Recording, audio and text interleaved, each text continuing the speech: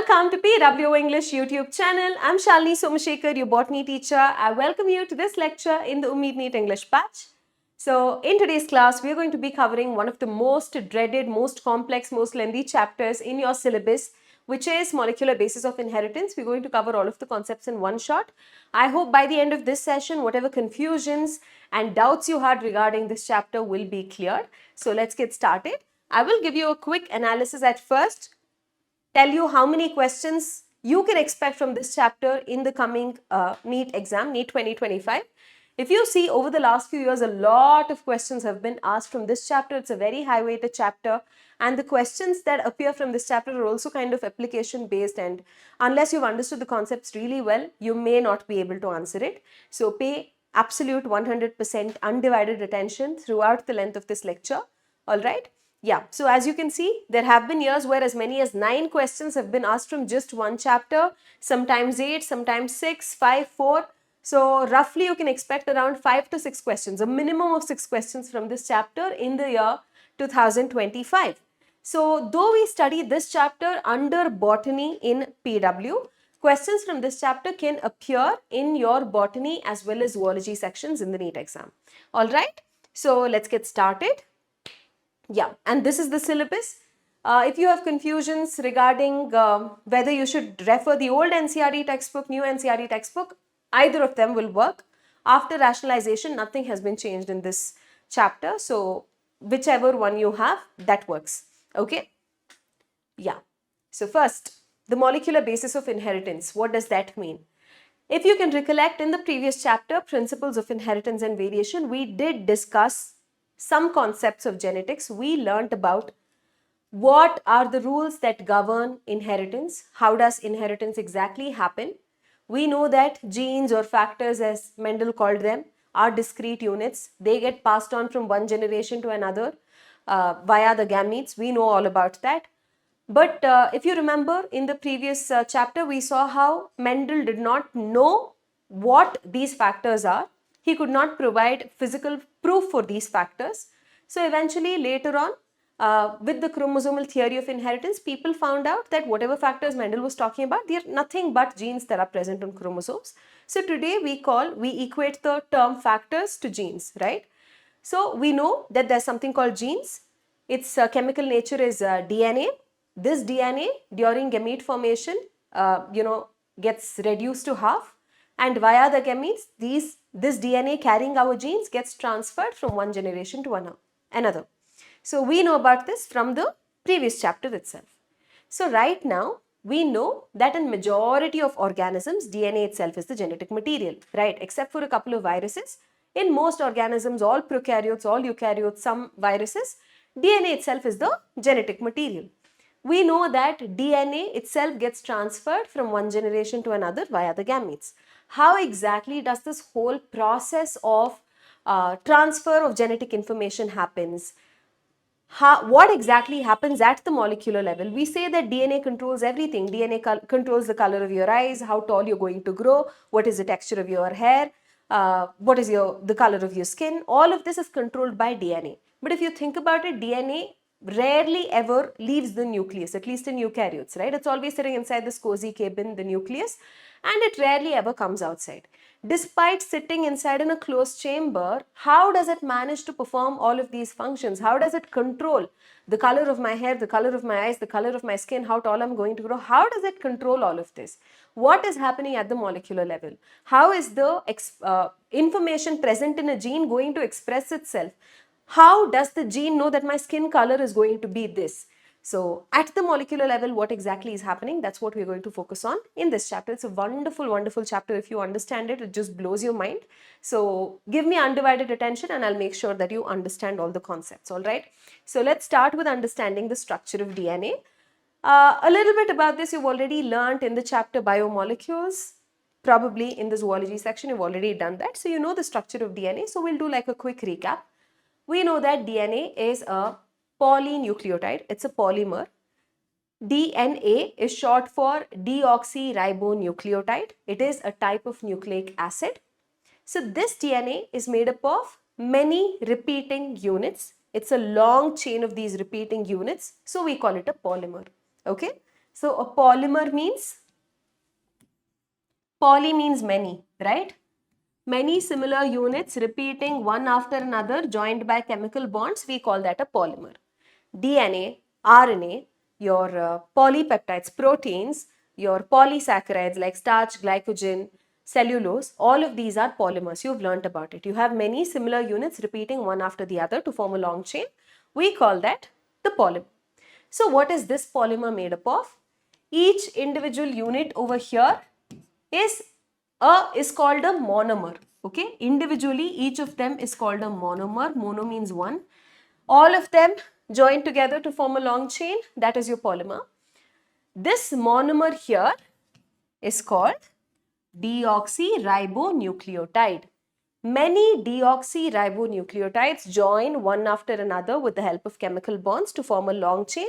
That is how DNA forms. Alright, so DNA is a polymer of nucleotides. Now, how long a molecule of DNA is in an organism is characteristic for that species.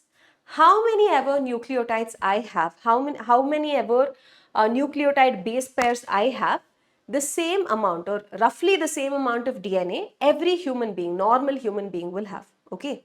So the length of DNA, how long the DNA molecule is fixed for each species. It is the characteristic feature of each species. All normal human beings have the same amount of DNA. Now, how do we measure the length of this DNA? You don't measure it in centimeters, millimeter, nanometer. We measure it in terms of how many nucleotides or how many base pairs are present. I told you that DNA is a long chain of deoxyribonucleotides. It's a polymer, right? It becomes like a long thread. In some viruses, DNA exists as the genetic material and that DNA will be single-stranded. Only one such chain will be existing. In most other organisms, you, me, plants, bacteria, some other viruses, DNA itself is the genetic material. Over there, you will have two strands of DNA, which means it is double-stranded. Sometimes it could be single-stranded, sometimes it could be double-stranded. Most times it is double-stranded, very few times in some viruses it is single-stranded. When it is single-stranded, we measure the length in terms of how many nucleotides are present. If it is double-stranded, something happens there. We learn about it later. I'm sure you roughly know about what base pairing is. A pairs with T with the help of 2 hydrogen bonds, G pairs with C with the help of 3 hydrogen bonds. So base pairing, I'm sure you know, but if you don't know, just remember, it is something that exists in double-stranded DNA. More about it as we move on, I'll teach you. So whenever there is double-stranded DNA, there will be something called base pairing. Okay, in base pairing, the nucleotides on one strand will pair with the nucleotides on the other strand. So this is one base pair, this is one base pair, this is one base pair. Over here there are 4 base pairs. So whenever DNA is double-stranded, we can measure the length of DNA in terms of base pairs. There are a couple of examples given to you in NCERT which we'll take a look at. This bacteriophage 5X174, this is a virus. And this virus has single-stranded DNA as its genetic material. In all these viruses, there will be 5,386 nucleotides, that long of a DNA molecule. If you talk about another virus, bacteriophage lambda, which is also a virus, but over here, you have a double-stranded DNA as the genetic material. So you can notice how the length of DNA is given in terms of base pairs. 48,502 base pairs are present in bacteriophage lambda. Next, we have a bacterium here, which of course will have double-stranded DNA as the genetic material, Escherichia coli. Over here you can find 4.6 into 10 to the power of 6 base pairs. And here we have humans, which are eukaryotes. We also have double-stranded DNA as the genetic material. Haploid content of human DNA, one set of chromosomes, one set of DNA. If you measure its length, it's roughly about 3.3 into 10 to the power of 9 base pairs. Okay, remember these numbers. Match the following kind of questions can be asked. Alright, so that's about DNA and how you measure its length. Now we have to learn the structure of a polynucleotide chain. I've told you earlier how in DNA you have many nucleotides attached to each other, right? Now each bead here, you can think of it like a string of beads. Okay, it's like a string of beads, right? Entirely the whole string of beads is called the polymer. Individual bead is called the monomer, right? So the individual monomer in the case of DNA is called a nucleotide or a mononucleotide. You have 4 different types of mononucleotide depending upon which is the nitrogenous base present in it. That's why I've represented that in 4 different colors, okay? How are they different? I'll tell you later. Okay, you have 4 different types of nucleotides. Some of them have A as the nitrogenous base, some of them have T, adenine, thymine, guanine, cytosine. Depending upon which nitrogenous base is present in the DNA, you have 4 different types, alright? And when these join one after another, it forms a long chain which we call polynucleotide. And here, when this long chain is forming, when you have to string beads together, you need a thread or you need some sort of chain, right? Now, in order to join these beads together, chemical bonds need to form. The bond that is involved, excuse me, in the formation of a long chain here is called a phosphodiester bond. How exactly it forms and all of that, I'll teach you as we move on. Alright, now, in one nucleotide, in each of these beads, in each of them, each nucleotide will have 3 distinct components. One is a sugar, second is a nitrogenous base, and third is a phosphate group. So you have a sugar, a nitrogenous base, and a phosphate group. Over here, sugar is the central molecule. It's like if I'm the sugar, on one hand or on one side, I'm holding on to a phosphate group, on the other side, I'm holding on to a nitrogenous base, okay? So these 3 together is one nucleotide. Within each nucleotide, you have 3 parts or 3 components, alright? So there are 3 chemically distinct components that are present. We'll learn about each of them one by one, starting of course with the sugar. You know sugars, there are different types, monosaccharide, disaccharide, oligosaccharide, polysaccharide, different types of carbohydrates are there. The sugar that we're talking about here is a monosaccharide, which means it's a smallest unit. And this monosaccharide has 5 carbons in it. What do you call it when a monosaccharide has 5 carbons in it? We call it a pentose sugar. So the sugar that we have here is a pentose sugar. It has 5 carbon, so it is a pentose sugar. This is the central molecule in a nucleotide. You know how the genetic material in some organisms can be RNA, like some viruses, genetic material is RNA. In most organisms, genetic material is DNA. We will also right now try to understand how DNA is structurally different from RNA. Of course, you've learned this in biomolecules, but let's quickly revise it. The sugar, the pentose sugar that you have in RNA is called ribose. The pentose sugar that you have in DNA is called deoxyribose. It is from this that the name of DNA and RNA is even derived. It's called deoxyribonucleic acid. It's called ribonucleic acid. Where do these terms come from? It comes from the sugar itself. Okay. So in the pentose sugar is ribose. In the case of RNA, and it is deoxyribose, or more specifically 2' deoxyribose in the case of DNA. So I want you to notice, take a very good look at the structure of these molecules here. As I told you earlier, this has 5 carbons. Let's start counting the carbons from this carbon here. We'll go in clockwise direction. There is a ring-like structure. There are 5 carbons totally. Here we have carbon 1. Here you have carbon 2. Here you have carbon 3. Here you have carbon 4. There are 4 carbons within the ring, and there's a 5th carbon that is present outside the ring. The structure is similar both in ribose and deoxyribose. They have a ring-like structure. There are 5 carbons, 4 carbons, part of the ring, 5th carbon outside the ring.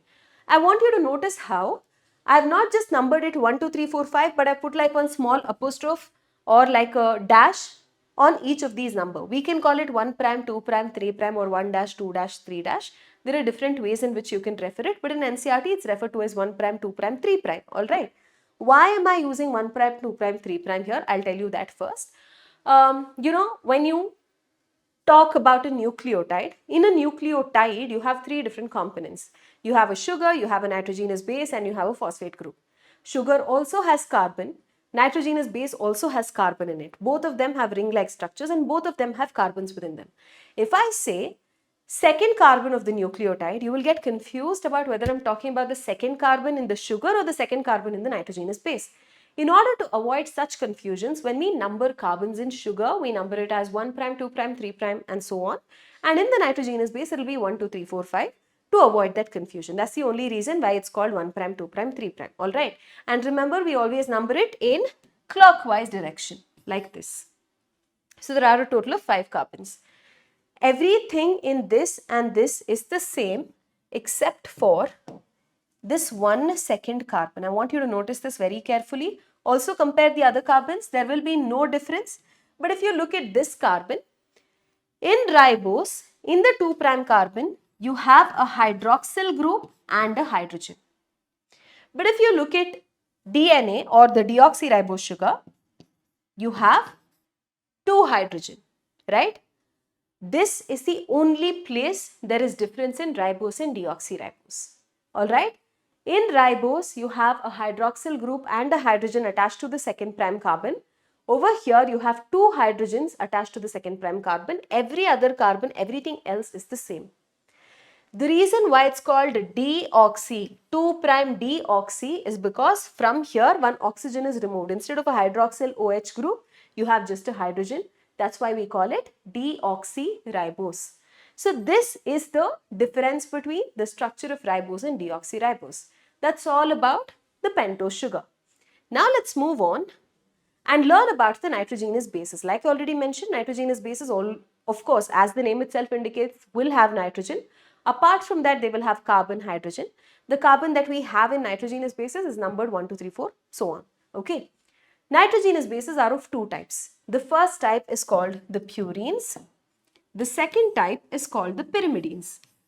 Structurally, if you look at it, can you make out the difference between purines and pyrimidines? Purines, as you can see, have 2 rings, a double ring structure. Pyrimidines, as you can see, have 1 ring or a single ring structure. Purine, name is small, structure is big. Pyrimidine, name is big, structure is small. Further, there are 2 different types of purines, adenine and guanine. Adenine in short is represented with the letter capital A. Guanine is represented in the with the letter capital letter G. Remember over here I told you there are 4 different nucleotides depending upon which nitrogenous base is present. This is exactly what I was referring to. So you have adenine, guanine, both of these are purines. Cytosine represented by C, thymine represented by the letter T, uracil represented by the letter U. Alright. Purines are of 2 types. Pyrimidines, you have 3 types. Now we saw how in DNA and RNA, though both of them are polynucleotides, they have the monomer nucleotide. When we spoke about the structure of sugar, both of them were pentoses, but there was a difference, a small difference at the 2 prime carbon of the sugar. With respect to the nitrogenous bases, is there any difference between RNA and DNA? Yes, there is. There are some nitrogenous bases that are present both in DNA and RNA. Some of them are found exclusively in RNA, some of them are found exclusively in DNA. We'll learn about that. Okay, so over here, you can see adenine, guanine, cytosine. These 3 are present both in DNA as well as RNA. These nitrogenous bases occur both in DNA and RNA. Thymine is found in DNA only. Uracil is found in RNA only. Alright, that's the reason why I mentioned over here ATGC. I did not add U because U is not found in DNA, it's found in RNA only. It's important for you to remember this. In DNA, you have A, T, G, C. In RNA, you have A, U, G, C. Alright, now that's about the nitrogenous bases. Now, sugar has to bind to the nitrogenous base, right? for the nucleotide to form, because in a nucleotide there are 3 components. Before a nucleotide forms, a structure called a nucleoside forms. Okay, nucleoside. A nucleoside has 2 components, the pentose sugar and the nitrogenous base. Where does the nitrogenous base attach to the sugar? Where exactly? At the first prime carbon. Okay. To the first prime carbon, the nitrogenous base attaches to the sugar by means of a chemical bond called glycosidic bond. When a nitrogenous base binds to the sugar, it forms a structure called the nucleoside. Now, these nucleosides have different names. Remember, this sugar could be either ribose or deoxyribose. This nitrogenous base could be anything. If it is these 3, you see these 3 in DNA as well as RNA. This one you find in DNA alone. This one you find in RNA alone. Depending upon which is the sugar, which is the nitrogenous base, we give nucleoside different names. Let's assume for first, ribose is the sugar. If you're assuming ribose to be the sugar, let's say ribose is the sugar and to ribose adenine is attached, we call the nucleoside adenosine. If to ribose G is attached, guanine is attached, we call it guanosine. If to ribose C is attached, we call it cytidine. To ribose, if thymine is attached, we call it thymidine. Oh, wait, sorry, I made a mistake.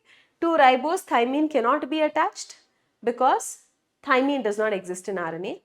To ribose, uracil can be attached, in which case we call it uridine. Alright, now let's assume the sugar is deoxyribose.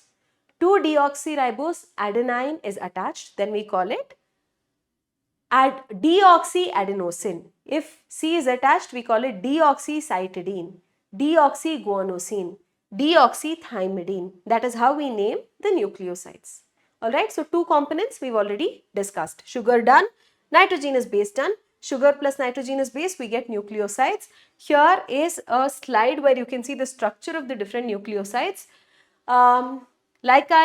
This is not important, you don't need to know the structures of all of this, just so you understand I'm giving it here.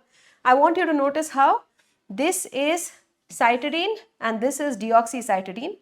Okay, look at the 2 prime. Here you have a ribose sugar, you have a 2 prime OH, here you don't, right? But the nitrogenous base is the same. Because the sugar is different, we're calling it deoxycytidine.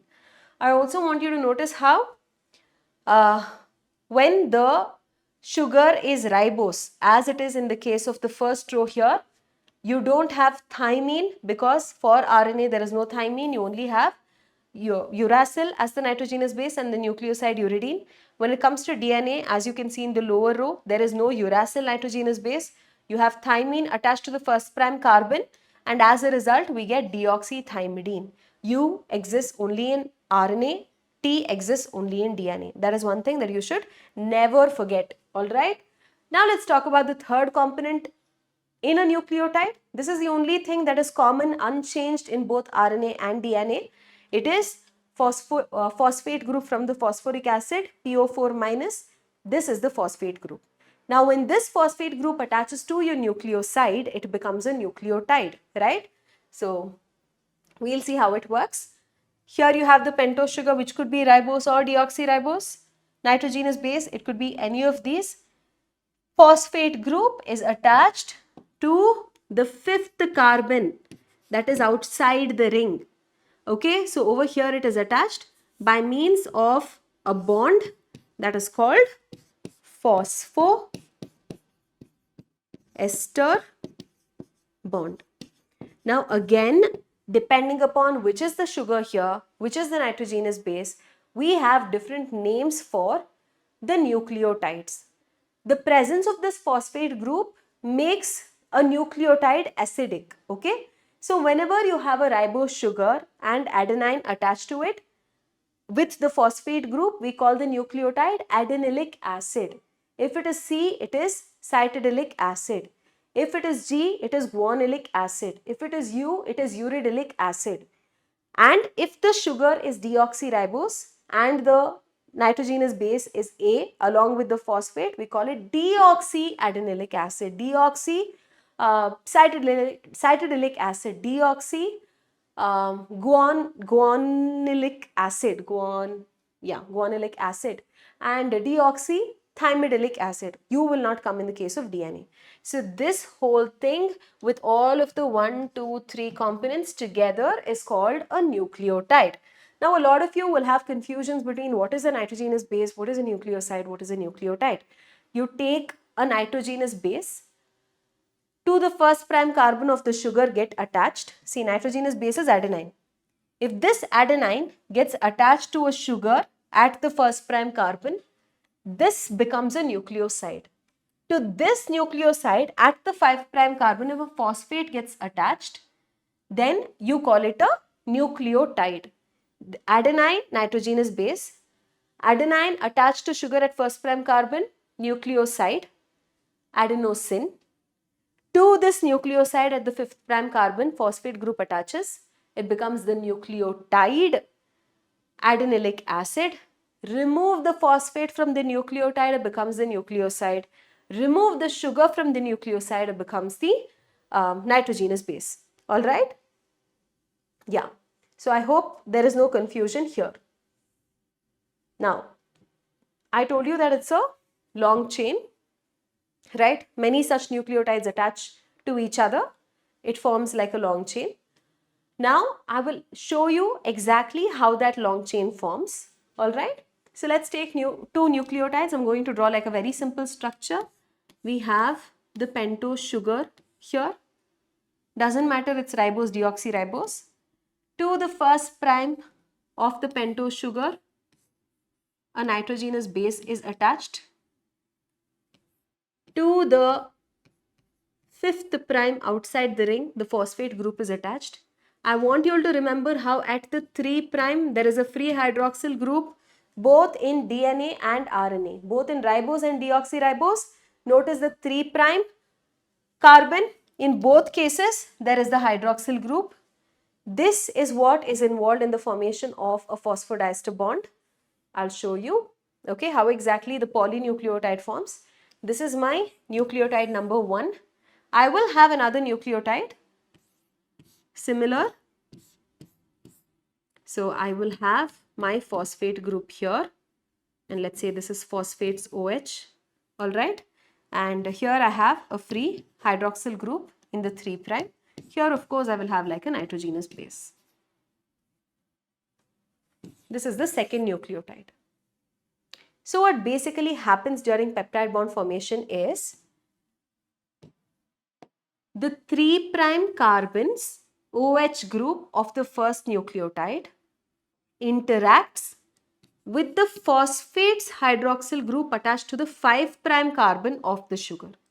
So between these two, there will be interaction. A molecule of water is lost, an OH and 1H is lost, okay? And as a result, a bond forms between these two. So you have the first nucleotide here with its nitrogenous base. This is not involved in the polypeptide chain formation. You have the phosphate group. Here you have free hydroxyl group you had. This is the second nucleotide. To the 5th carbon you had a phosphate here, right? So in between these two, okay,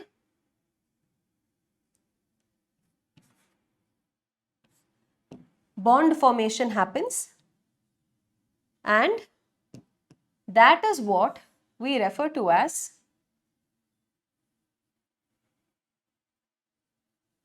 the phosphodiester bond.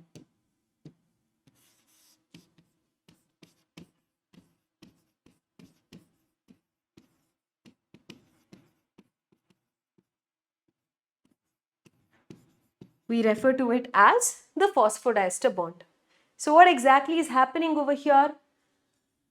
Hydroxyl group present in the 3' carbon of the sugar is reacting with the hydroxyl group present in the phosphate attached to the 5' carbon of the next sugar. A molecule of water gets removed, and whatever bond forms as a result, that is called the phosphodiester bond. What have we learnt about so far? We saw how in a nucleoside between a sugar and a nitrogenous base there is a glycosidic bond. We saw how within a nucleotide between a sugar and a phosphate there is a phosphoester bond. And now we saw how between two nucleotides there is a phosphodiester bond forms. Likewise, as the chain elongates, what happens next is you will have a 3' OH here. This is our second nucleotide. There will be a third nucleotide. Again, this phosphates OH group will interact with this, react with this and form the phosphodiester bond. And like that, the chain will go on elongating. Alright, so this you can think of as one bead right now. These three together is one bead, right? These one bead. So in between these beads, these phosphodiester bonds are forming and making a long chain. Alright, that is how a long chain of DNA will form. Alright, now today when we talk about DNA, the moment somebody mentions DNA, our heads will immediately think about that twisted ladder or like a spiral staircase sort of a thing. Every time there is a mention of biology, there is some toothpaste ad, there is some Dettol ad, you will see these DNA kind of symbols in the background. Everybody knows today that DNA has a double helical structure, it's spiral, it's twisted and all of that. But at one point in time, people did not know the structure of DNA. Of course, they had seen it as threads under the microscope. They had seen the structure of, chromosomes and all of that, but they did not know the exact structure of DNA. And a lot of scientists have contributed and done their research in order to arrive at the structure of DNA or elucidate the structure of DNA. We learn about some of those scientists' contributions now, starting with Friedrich Mischer. Friedrich Mischer is the first person, let's say, to identify DNA as an acidic substance, because DNA would get stained when basic dyes are used for staining. He is the first person to have identified DNA as an acidic substance, and he called DNA as nuclein. And this was way back in the year 1869. That is Friedrich Mischer's contribution. Next, we have Rosalind Franklin and Maurice Wilkins. Rosalind Franklin's contributions to science should be celebrated. At a time when the scientific world was dominated by males, Rosalind Franklin was one of the very few women who really made a mark. Alright. So, Maurice Wilkins and Rosalind Franklin, both of them were working in the same lab. What they did was, they isolated DNA, they crystallized DNA and they performed X-ray crystallography. I'm sure you've learned about it in physics. So what they basically do is they take this crystal of DNA, they pass X-rays through it and you get like a diffraction pattern. By looking at the diffraction pattern, you can kind of tell what is the molecular structure of DNA. So from their experiments, they had concluded that the DNA is like a helix. There are two strands in it. They already said this is the diffraction pattern, very popular image that they had obtained. So by studying this image, these two of them concluded that DNA is present in the form of a helix and it has two strands. What did they say again? It has two strands and that it is helical. Also another person called Erwin Chargaff, he said that whenever DNA is double-stranded, in double-stranded DNA only, the amount of purines is always going to be equal to the amount of pyrimidines. He also mentioned how the ratio of A and T, G and C is always constant and equal to 1. If A and T ratio is constant and equal to 1, what it indicates is the amount of A is equal to the amount of T. A, T here is the nitrogenous bases, adenine, thymine. How many ever guanosine bases are there? Equal amount of cytosine nitrogenous base will be there. Okay, this applies to double-stranded DNA only, remember. Okay, so this is what he proposed. In a double-stranded DNA molecule, purines is equal to pyrimidines, A is equal to T, G is equal to C. Now, based on their X-ray diffraction study results, based on what Erwin Chargaff proposed, two other people, Watson and Crick, James Watson and Francis Crick, they proposed what is called the double helical model of DNA. So they said that double-stranded DNA is helical in nature. Okay, so they proposed the double helix model, and they suggested that in DNA there is base pairing happening between the two strands. If A is equal to T, they thought that if A is there on one strand, then it's pairing with T on the other strand. If there is T on this strand, there is A pairing on the other strand. Likewise, G and C will pair with each other. So this is called complementary base pairing. So they proposed what is called popularly the double helical model of DNA. So according to their double helical DNA, obviously it's called double helical. Of course it will be helical, of course it will have two strands, that's why it's called double helical. It will be made up of two polypeptide chains, which is why it's called double. And in the chain, look here, this is one polypeptide. Okay, so this here is one polypeptide, and right next to it you have the other polypeptide chain. I want you to notice how sugar and phosphate alternate with each other. Here you have phosphate, here you have sugar, here you have phosphate, here you have sugar, phosphate and sugar, phosphate and sugar. Even on this strand, if you see, here you have sugar and sugar, phosphate, sugar, phosphate, sugar, phosphate. So if you have like a ladder, you will have the backbone of the ladder and you will have the rungs or the steps of the ladder, right? So if you can think of this as a ladder, the backbone is made up of alternating sugar and phosphate units in both the strands, and in between, the nitrogenous bases are forming the steps. These base pairs are forming the steps. They are kind of projected inwards and they form the steps. Okay? Backbone is made up of sugar and phosphate, and the nitrogenous bases, they project inside. Another thing that I want you to notice is the two strands here are opposite in polarity. If this strand here is the 5' end, in this strand if here is the 3' end. First let me tell you what is 5' end and 3' end. I seem to have missed that point. Let's go back here. If you look at this polynucleotide chain, towards this end of the chain you have a free phosphate group. This is attached to the 5' carbon, so it's called the 5' end. If you come towards this end, here you will have a free hydroxyl group attached to the 3' carbon. This is called the 3' end. So for each strand, on one end you will have a free phosphate, 5' end. On the other end you will have a free hydroxyl group, that is your 3' end. What I mean when I say DNA is anti-parallel is, if for one strand 5' end is here, 3' end is here, for the other strand it will be 3' end here and 5' end here. Why is it so? If it is not so, then nitrogenous base pairs cannot form. Let's take for example,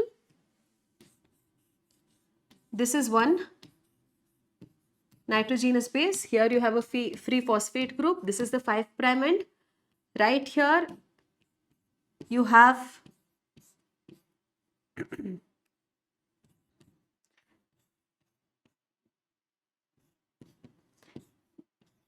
a free OH group at the 3' end. Here is your nitrogenous base. So in this strand, let's say in this strand right here, here is the 5' and 3' end. If exactly the same thing is present here, what would happen? Nitrogenous base would be facing the other side. For the nitrogenous base to face this side, what should we do? Ultafy this. Then it will face this side, right? So its orientation will be like this now. So this is your 1' carbon, 2nd', 3rd', 4th', 5th', phosphate is here. Okay, so this is 5th' carbon. The nitrogenous base will be here. If it is ultafied, you have the 3' free hydroxyl group here, this becomes the 3' end. If a chain forms in this nucleotide here, you will have a free phosphate group on this side. So you will have 5' end on this side. Only if it is anti-parallel, there is possibility of base pairing, right? If they are both 5' to 3' in the same direction, like if it is 5' to 3' here also, the nitrogenous bases don't face each other. If they don't face each other, they cannot form base pairs, right? Base pairing is formed because they are anti-parallel. Okay, so the two chains have anti-parallel polarity. One has the polarity 5' to 3'. The other one has the polarity 3' to 5'. It is parallel but opposite in polarity. That's why it is called anti-parallel. Next, fourth point. There is base pairing happening. For base pairing, there are some rules that have to be followed. Any nitrogenous base does not pair with any nitrogenous base. A purine always pairs with a pyrimidine. It doesn't stop there. There is more specificity. Even in purine pyrimidine pairing, adenine always pairs with thymine. Guanine always pairs with cytosine. Adenine and thymine pair with each other by means of 2 hydrogen bonds.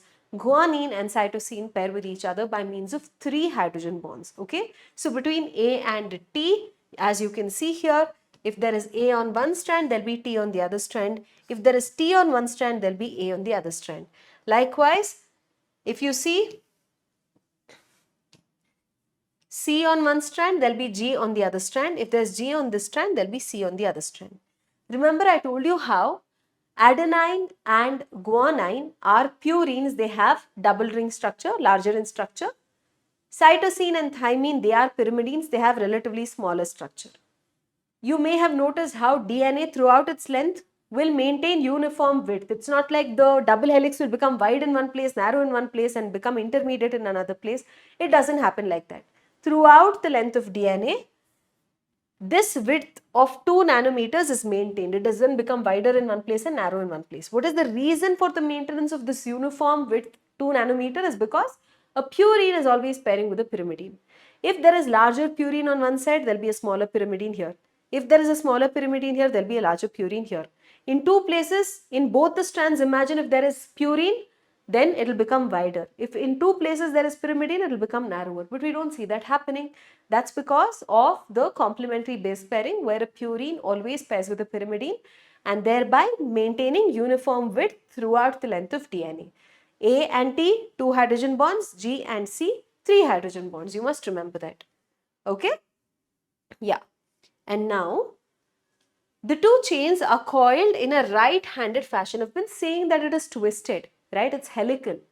It is twisted in a right-handed fashion, which means if you hold your right hand like this, whichever direction your other fingers apart from your thumb are pointing towards, it is going to wind in that direction. Think of this thumb as the axis around which the DNA is going to wind. We call that the right-handed helix. Now, one complete turn of DNA is called a pitch and its length is about 3.4 nanometer. So, one complete 360-degree turn, one full turn is one pitch. We call it a gyre also. That has around 3.4 nanometer. And in that 3.4 nanometer of one full turn, you have roughly around 10 base pairs. If in one pitch, there are 10 base pairs, roughly, then the distance between two base pairs, consecutive base pairs, is easy to calculate. 3.4 divided by 10, that will be 0.34 nanometer. That's the distance between two consecutive base pairs present in DNA. Because as you can see here, the plane of the base pairs, it's like one is stacked on top of another. Because of its plane, it confers stability to DNA. Okay, so the plane of one base pair stacking over the other makes DNA stable. So that's about the structure of DNA.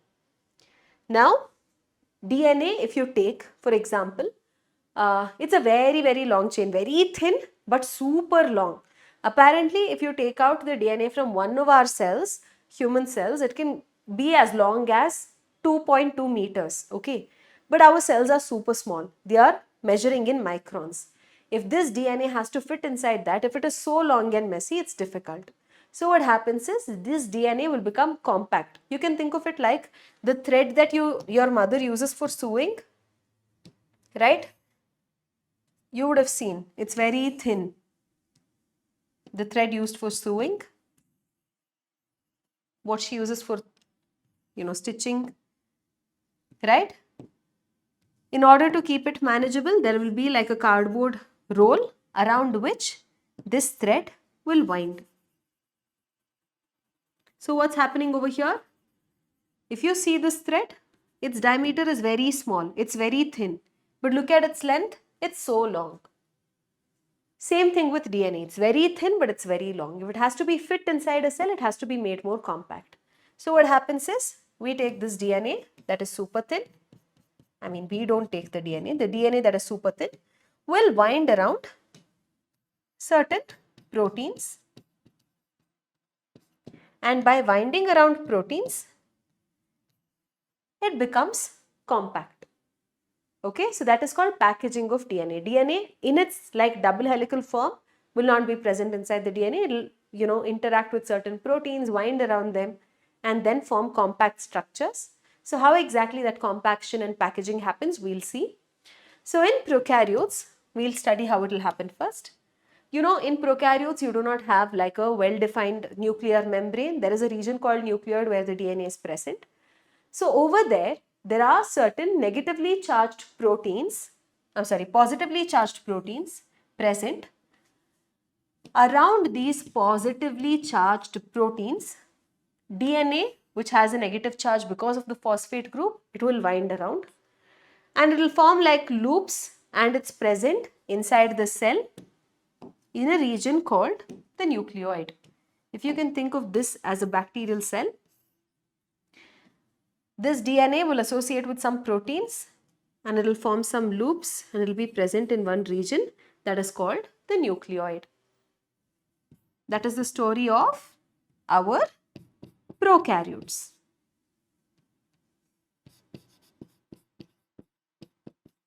What happens in the case of eukaryotes?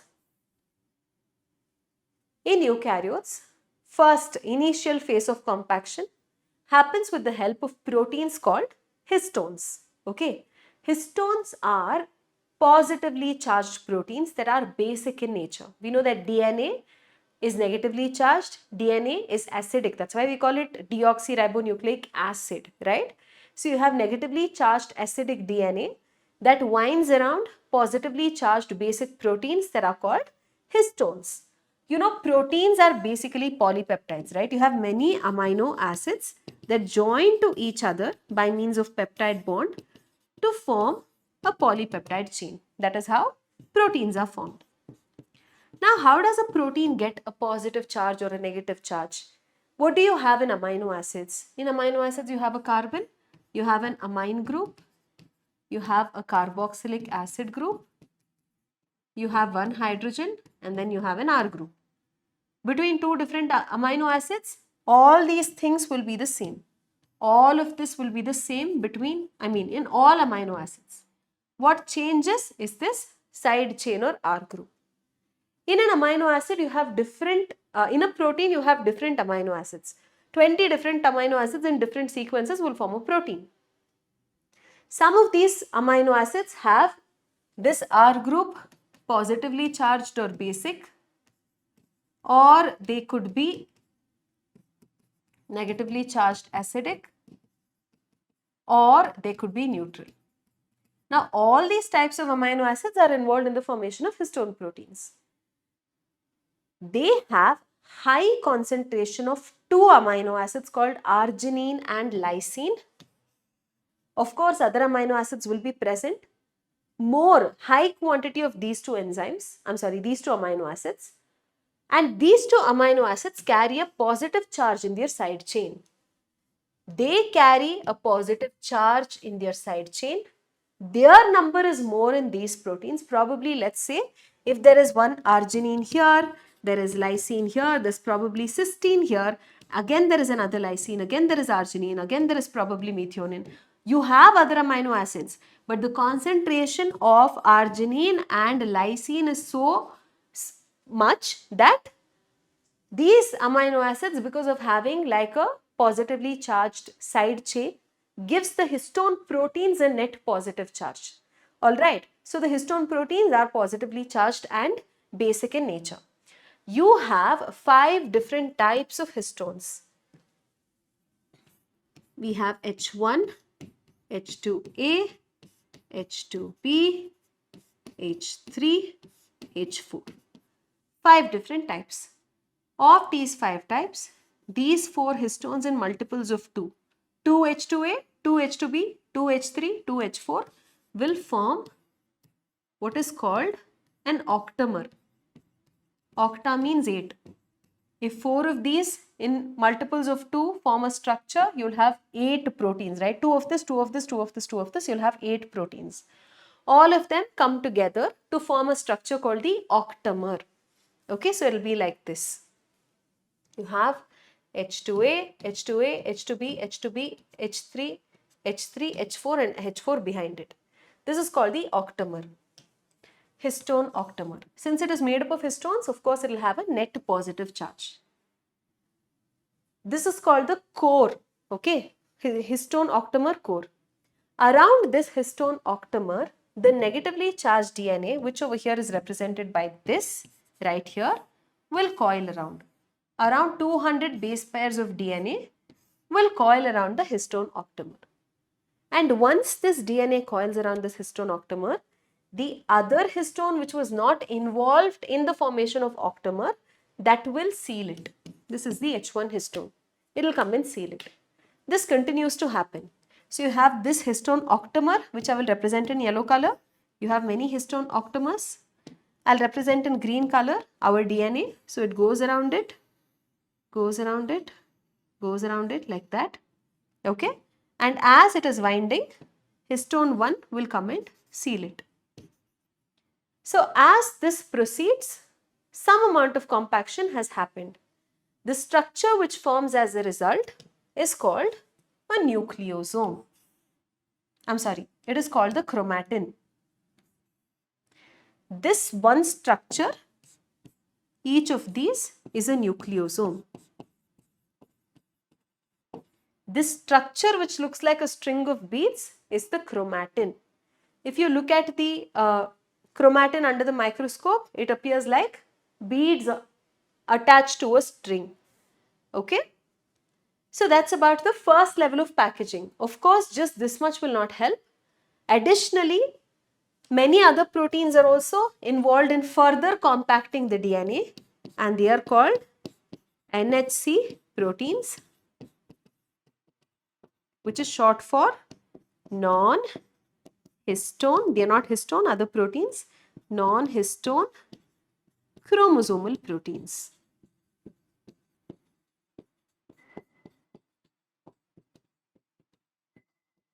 DNA inside the cell will always be at least like chromatin. It will never be naked DNA without any proteins. Okay, at least it will be like this level of condensation. Okay, so this is naked DNA, this is nucleosome, it will coil and form like this. Eventually, with the help of other non-histone chromosomal proteins, it will continue to coil, become more packaged and ultimately become chromosome. So chromosomes are more like the thread that I showed you over here. Okay, it becomes like very compact. As it is becoming compact, what is happening? Its length is going to reduce, but its width is going to increase. Okay, it will become short and stout and thick. Alright, but when the cell is active metabolically, it is not undergoing cell division, it will not exist as chromosomes. Depending upon whether in that segment of DNA genes are present, whether that part of the DNA is expressing itself or not, it can exist in different forms. Okay, mostly it will exist in the form of chromatin or like this. Okay, if the genes are active, it will exist like this. If the genes are not very active at the moment, it will become more coiled. When it has to express itself, it will loosen up. If it is not important at the moment, it will be more tightly coiled. Okay, so now depending upon how tightly coiled DNA is, you have two different types of chromatin, heterochromatin and euchromatin. Now there are three differences between heterochromatin and euchromatin. Firstly, how tightly or loosely it's coiled. Heterochromatin is more tightly coiled. Euchromatin is relatively loosely coiled. When you stain the nucleus, when you stain the DNA, heterochromatin that is more tightly coiled will pick up more stain and appear darker. Euchromatin, which is relatively loosely coiled, will appear comparatively lighter. Heterochromatin is tightly coiled because right now the information present in that DNA segment is probably not required by the cell. It is not expressing itself, or it does not have genes at all. Okay, so that could be the case. Euchromatin will have active genes. Those genes are expressing themselves. Alright, so they are active. So when a gene expresses itself, two steps take place. Two processes. One is called transcription, one is called translation. More about it I'll teach you as we move on. So transcription is one of the steps in gene expression. If genes are active, active transcription will be going on. We say they are transcriptionally active. If genes are not active at that moment, we say they are transcriptionally inactive. Alright, so the heterochromatin here is tightly coiled. It takes up a lot of stain and stains dark. It does not have active genes, so it is transcriptionally inactive. Whereas euchromatin, everything is the opposite. It is loosely coiled, doesn't take up a lot of stain, stains lightly, and it has transcriptionally active genes. Alright, so these are the differences. Now, today we know that DNA is a genetic material in most organisms. But back in the day, people did not know what the nature of the genetic material could be. So a lot of people performed different kinds of experiments to prove to us that DNA itself is the genetic material. Alright, many people thought that proteins could be the genetic material because proteins are made up of 20 different amino acids. There's so much variety in proteins, whereas DNA is made up of just 4 different types of nucleotides, A, T, G, C, and relatively less variety. So people most of them thought that protein could be the genetic material. So we have to learn about 3 experiments which gave us proof that DNA itself is the genetic material, starting with Griffith's experiment. Frederick Griffith in the year 1928 performed experiment using 2 organisms. First is mice.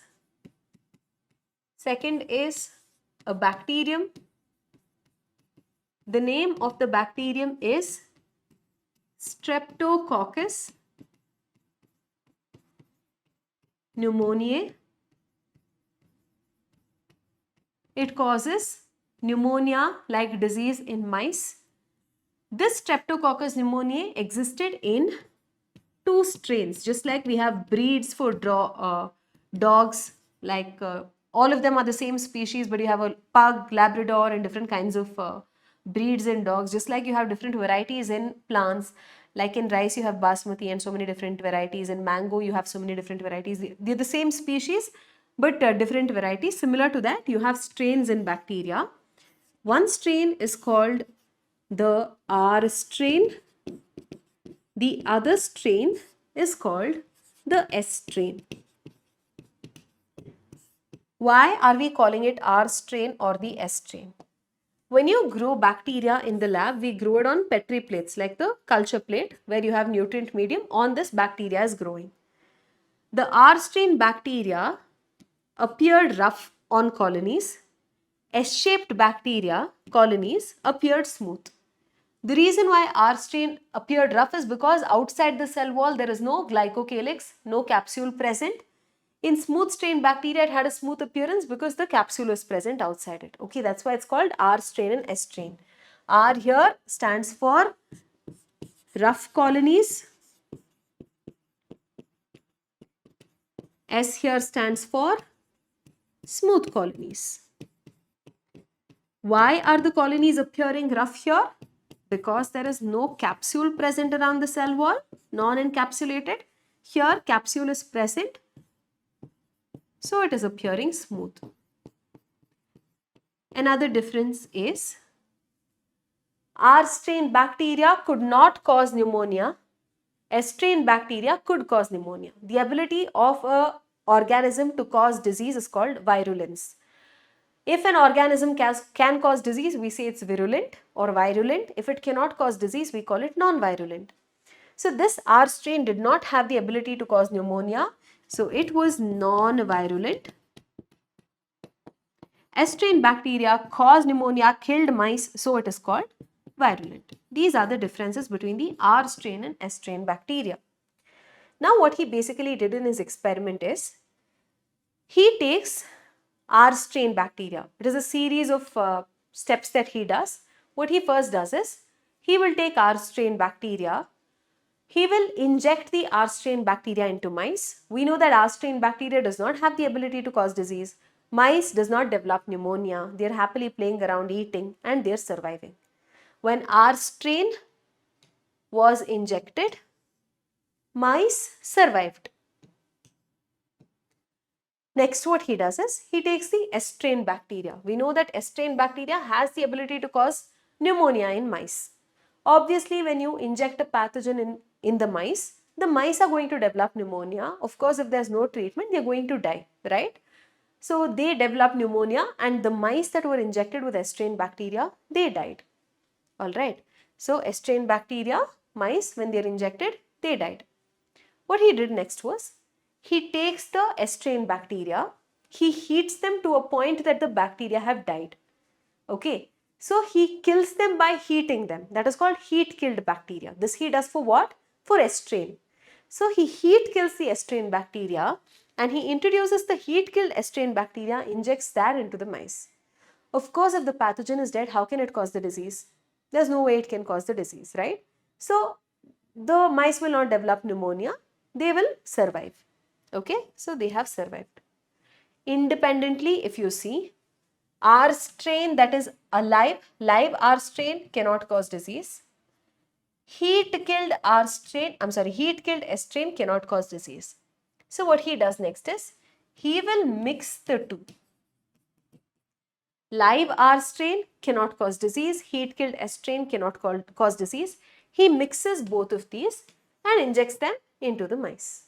He will expect that the mouse will survive because independently neither of them had the ability to develop pneumonia in the mice and kill them. But to his surprise, mice die. And when he cuts open the mice, performs an autopsy, he will find out that in the mice body there is live S strain bacteria. Did we add live S strain bacteria? We didn't. We had heat killed them. Now, if you're seeing live S strain bacteria inside the mice, one of two things could have happened. Heat killed S strain bacteria have come back to life, fought death and come back to life and become live S strain. Or R strain bacteria have transformed to S strain bacteria. What is the difference? This did not have a capsule, this has a capsule. So by some means, R strain bacteria have become S strain bacteria. That is easier to explain. Somebody cannot come back from the dead, right? That can happen only in movies and TV shows. So heat killed S strain bacteria of course would not have come back to life. Live S strain bacteria by some way has developed a capsule and become transformed into an S strain bacteria. You know what transformation is, right? All of you make reels on Instagram and on YouTube and everywhere where you're looking like a homeless person and then you do this and then you're looking like wow. So that kind of transformation, physically it has changed. What did not have a capsule has now developed a capsule. So that transformation has happened. Okay, so this is what he notices. And based on his results, he proposes that there is something in this heat killed S strain bacteria, some component. This heat killed S strain bacteria, something is there that has transformed this live R to live S. He does not know whether it is the protein of the heat killed S strain, DNA, RNA, carbohydrate. He does not know the chemical nature of it. He just says there is something present in heat killed S bacteria that has the power to transform live R strain bacteria into live S strain bacteria. He calls it the transforming principle, but he does not tell us what it is. Okay, so further 3 other people will continue his experiment, try to find out what exactly is the transforming principle he's trying to talk about, right? They want to find out what is the chemical nature of that transforming principle. So they will perform biochemical characterization of the transforming principle. Now what do? Let's say you have like a white shirt. Okay, so you have like a white shirt. While you're washing your clothes, you will soak them along with a red skirt and probably like a red, what do I say, a red, I'm too bad at drawing. Let's say like a red shirt. Does this look like a shirt? I hope it does. All right. So you have a red skirt and a red shirt, and what else? Like red pants. Okay. So while you're washing them, you put all of these together, and after you take it out of your washing machine, you will notice that your white shirt has now turned, white t-shirt has now turned red. It has transformed. Now you want to find out if the skirt has bleeded color, released color, causing this to turn white, or is it the shirt, or is it the pant? Because you don't want the same thing to happen again. You want to identify which of these has released or color has bled in which of these. Okay, so what do you do? What's the wise thing to do? You will soak all these three again. You will soak all of these three again, probably with some waste white fabric that you have at home, probably one old handkerchief or something that is there in white, which is not useful at the moment. It's okay if it turns red. So you will soak it with it separately. Like let's say there is a white fabric, white old towel that you have at home. You will cut it into fragments. You will separately soak it with, you will soak it separately with each of these, like one small fabric.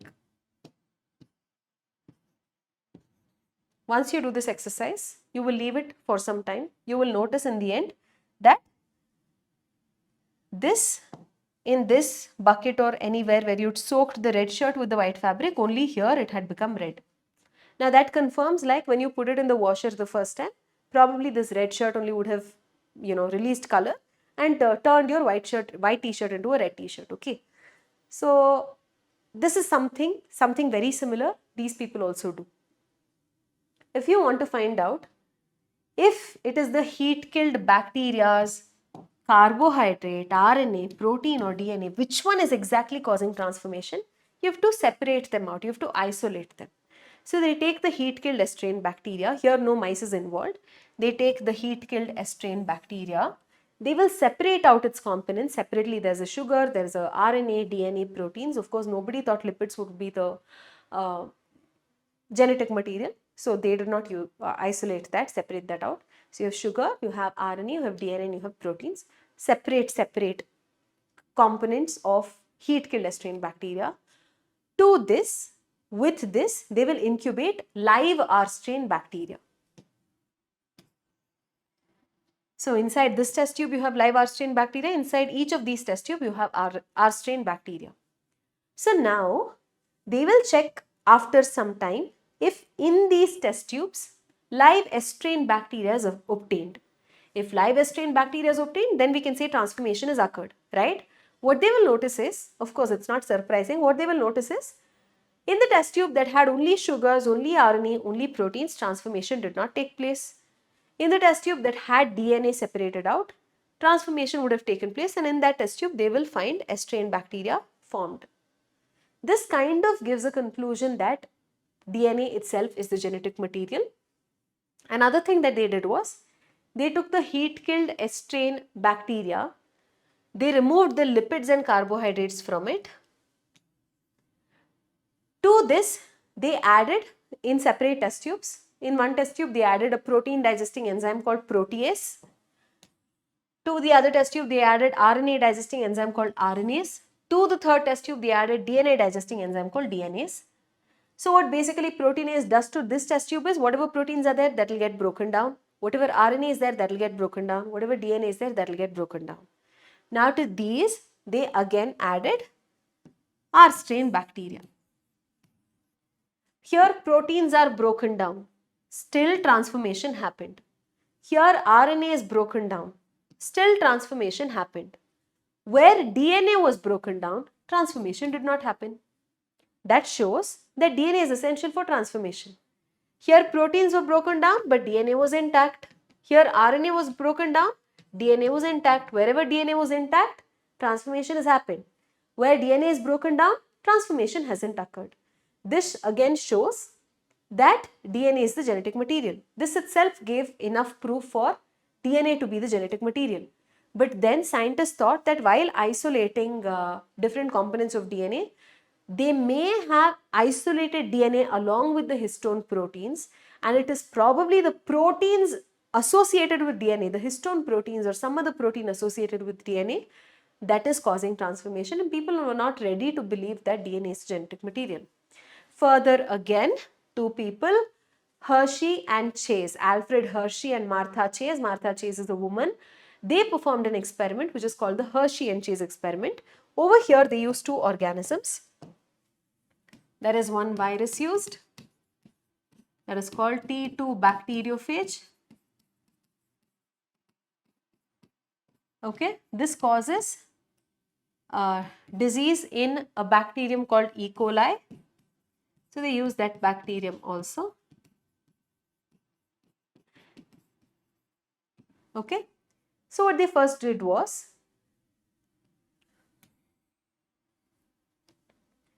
they cultured two different sets of virus T2 bacteriophage. Okay, so whenever you're culturing any bacteria or any microbe, we give it the nutrients in the form of a nutrient medium. Whatever I give in the nutrient medium, that will be incorporated into the biomolecules of those cells. Right now, let's say I'm giving nitrogen in the nutrient medium. Whatever nitrogen I've given in the nutrient medium, same thing will be incorporated in the nitrogenous bases of those cells, in the amine group, in the amino acids of those cells. So whatever is there, that itself will get incorporated. So what they did was, while they were culturing these bacteriophages, this is the first set of bacteriophage, this is the second set. Here they grew these in a medium that contained radioactive isotope of sulfur called S35. The other one they cultured in a radioactive, in a medium containing radioactive phosphorus, which is P32. Okay, so now in a bacteriophage you have two parts. You have a protein and you have DNA, which is its genetic material. In the protein, you have sulfur containing amino acids like cysteine and methionine. So sulfur is present in the protein. Proteins don't have phosphorus. In DNA, sulfur is absent, but in the phosphate group, protein is present. In the first set of bacteriophage, which they grew in the radioactive medium sulfur, that got incorporated into the protein coat. Whatever surrounding protein coat is there, that became radio-labeled. Its DNA was normal. Okay. Because sulfur is not present in DNA, DNA is normal. Because sulfur is present in protein coat, the sulfur that we are giving is radioactive. The same will get incorporated in the protein coat and the protein coat becomes radioactive. Okay. Opposite happens here. We are giving phosphorus, which is radioactive, that will get incorporated into the DNA. So the DNA here is radioactive, but the protein coat is normal. Now they will use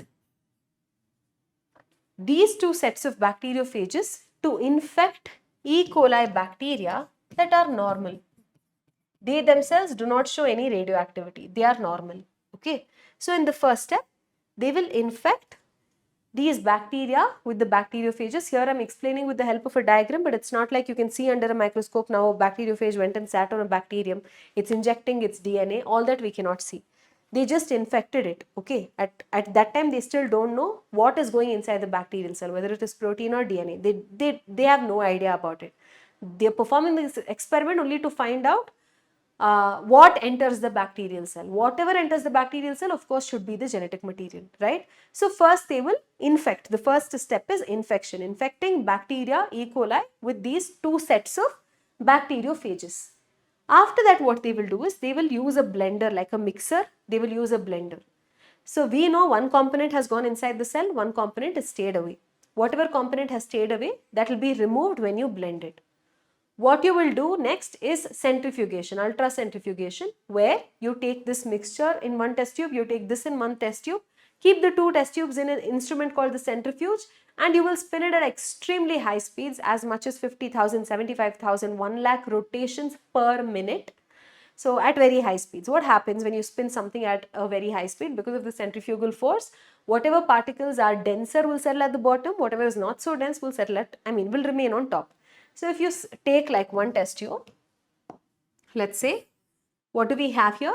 We have a mixture of bacterium that we have infected using a bacteriophage. Okay, so you have bacteria infected with bacteriophage. There is one component of bacteriophage that has remained outside, another component of bacteriophage that is present here.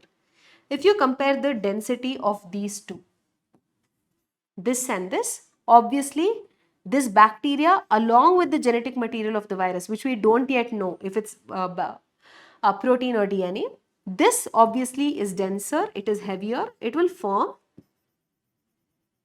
a pellet at the bottom. It will form a pellet at the bottom. This part that got removed will be present in the supernatant, right? So after they perform centrifugation, they will notice that in the bacteria which was infected with bacteriophage that had radioactive protein coat, radioactivity was detected in the supernatant. In the other set, they noticed that radioactivity was detected in the pellet, it was not present in the supernatant. So if this is bacteria, did the bacteria itself have radioactivity? No, it was a very normal bacterium. Now if the bacterium is showing radioactivity, what does that mean? How should it have gotten it? It should have gotten it from the virus. Which virus did we infect that with? We infected that with a virus that had radioactivity in its DNA. Only if this DNA has gone inside this bacterial cell, it's possible for it to become radioactive, right?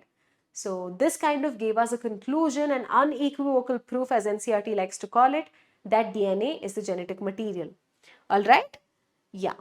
So now, there were many contenders for which molecule is the genetic material. Many people thought it was protein, some of them thought it was RNA, DNA. But for a molecule, molecule to be a genetic material, there should be some features, some properties it shows. Like for a good teacher, there should be some characteristics. They should be good with their content. They should have good communication skills. They should make concepts that are difficult easy for the students. And as good students, you should have some features like you should listen to the class attentively. You should attend classes very regularly and not have like a lot of backlogs.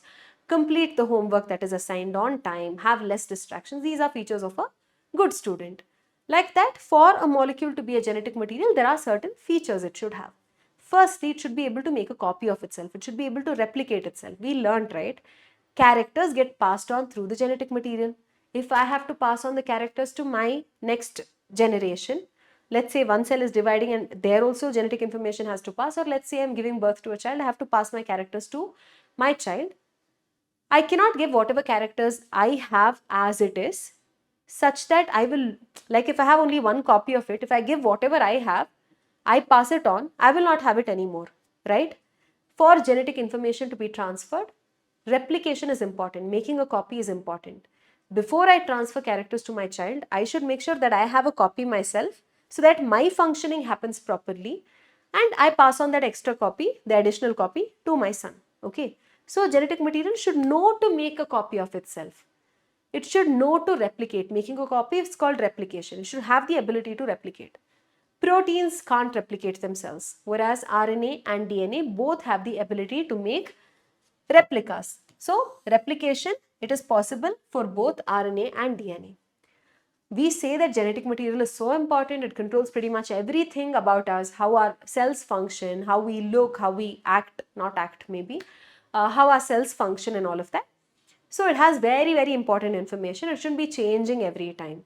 It has to be structurally very stable, chemically very stable, so that the information, precious information that we have stays intact and doesn't change very frequently. So stability is very important, structural stability as well as chemical stability. Thirdly, it should be stable, but once in a while there should be some scope for change in the genetic material. Remember, we all evolved from apes, right? If no changes happened in the DNA of the apes, our evolution could not have happened. We would have had the same characters as apes. We have characters different from apes. What does that mean? Our DNA has changed from the DNA that the apes had, chimpanzee had, gorilla had, right? It has changed. So changes should be allowed, but it should not be too frequent. There should be scope for a change. If there is scope for a change, evolution will take place, but it shouldn't change too frequently also. Stability should be there, scope for change should be there, slow changes should be allowed, okay? So they should provide scope for slow changes like mutation, which is essential for evolution. Otherwise, you cannot explain evolution, right? Fourth point, you know how characters express themselves generation after generation. Mendel explained that. So whatever is the genetic material, it should be able to express itself in the form of Mendelian characters. These are the 4 properties. All 4 properties are fulfilled by DNA and RNA both. In majority of organisms, we see DNA as a genetic material. In some viruses, we see RNA as a genetic material. Now, both DNA and RNA have the ability to replicate their DNA, replicate themselves. First point, fulfilled by both. Second, stability, structural stability and chemical stability. In this case, stability is more in DNA compared to RNA. It's more in DNA compared to RNA. There are 3 reasons for it. Firstly, deoxyribose is more stable than ribose. Remember, in DNA and RNA, the sugar is different. In ribose, you have a 3' hydroxyl group, which is reactive. It is labile and can easily degrade. That is a disadvantage. That is not there in DNA, deoxyribose, which makes it more stable. The second reason is RNA shows catalytic activity. Where exactly it shows catalytic activity? As we move on, you'll understand. So RNA also acts like a catalyst sometimes, which makes it more reactive again. Thirdly, in DNA you have thymine, in RNA you have uracil. Thymine is more stable compared to uracil. Because of these 3 reasons, DNA is more stable. Third point, evolution, if it has to happen, mutation has to take place. Mutations happen in both DNA and RNA, but in RNA it happens at a much, much faster rate compared to DNA. We saw that in the case of recent coronavirus COVID that happened. Coronavirus is an RNA containing RNA genetic material coronavirus has. So it mutates at a very fast rate, very rapidly, and we got so many variants in a span of like 2.5 years. So it mutates at a very fast rate. Whereas DNA, because it has complementary base pairing, there is a lot of repair that happens. So mutations can happen in DNA, but compared to RNA, it is less. Okay. And finally, the last point, both of them are able to express themselves in the form of Mendelian characters. DNA has to do it via RNA, but RNA can directly express itself. Okay. Now, that is why both DNA and RNA have acted as genetic materials. Now, you might think about which was the first genetic material to have evolved. Okay, when the first life formed on Earth, what could the genetic material be? Was it DNA or RNA? The first genetic material was RNA itself. Okay, how do we know that RNA is the first genetic material? A lot of biochemical processes that happen today have revolved around RNA itself, such as splicing, and all of that. You learn about what those processes are in detail. So RNA itself is the first genetic material. Metabolism, translation, splicing have evolved around RNA itself. RNA had 2 functions to do then. It acted as the genetic material. It also acted like a catalyst. I told you just now, because RNA acts like a catalyst, it's not very stable, and you want the genetic material to be stable. So RNA itself underwent modifications and RNA itself evolved to DNA. Alright, and then since DNA is more stable, that is the major genetic material that we see in most organisms today. Okay, so because it is reactive and unstable, DNA evolved from RNA with some chemical modifications which made it more stable, and that is why that is the major genetic material that we see today. We'll now get to the actual point of this chapter. I told you how we'll understand the exact way in which information transfer happens. We all know that DNA is responsible for all of our characters. It controls everything in the cell. It is like the brain of the cell. It is like the CPU of the cell and all of that. How exactly does DNA manage to do it? We'll understand now. Okay, so let's take a eukaryotic cell.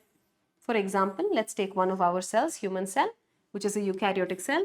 You have the nuclear membrane. Right within the nuclear membrane is our boss sitting. The DNA is there. Right? In this DNA, in different segments, you will have information for different things. Let's say in this segment right here, there is information for your eye color.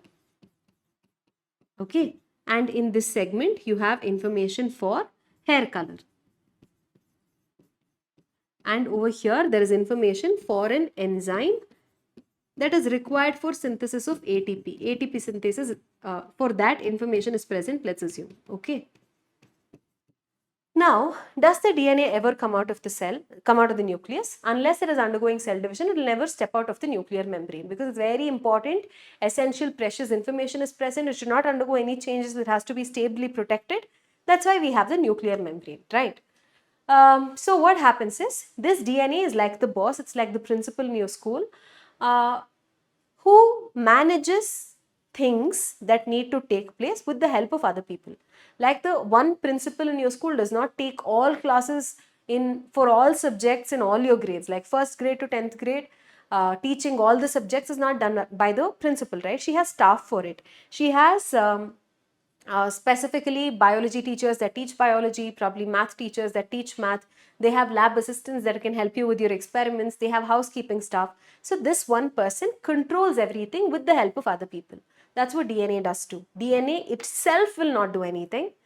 DNA will make work happen with the help of proteins. Okay, so DNA will produce proteins. DNA has information for the formation of proteins, and with the help of proteins, DNA will get the job done.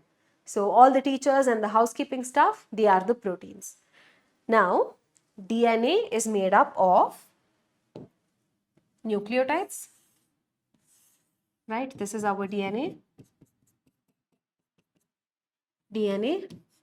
It is made up of nucleotides.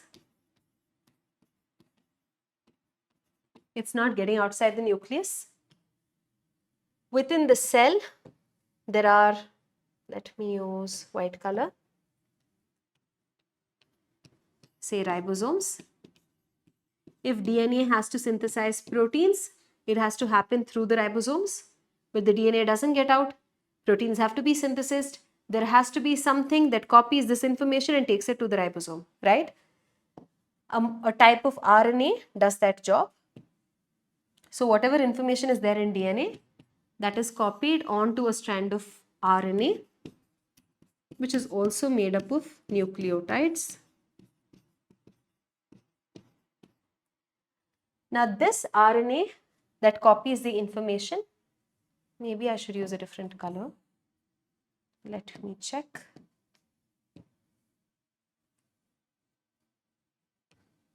Okay. All right. So let's say this is RNA. Let's say we are taking out information. We need information for ATP synthase. Just from that segment, information is copied. It gets it out of the nucleus and takes it to RNA.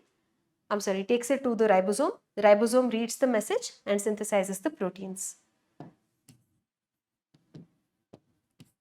So whatever message is present here, it is used in the synthesis of proteins. What are proteins made up of? Proteins are made up of amino acids. Alright.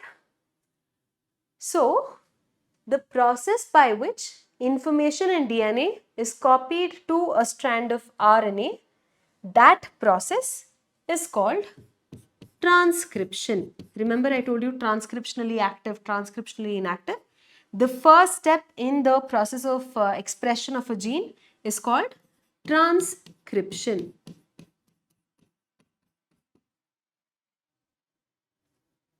Now, information present in RNA has to be converted to protein. This information has to be modified, this information has to be read by the ribosome, and while reading the information present here, it has to be, proteins have to be synthesized. Okay.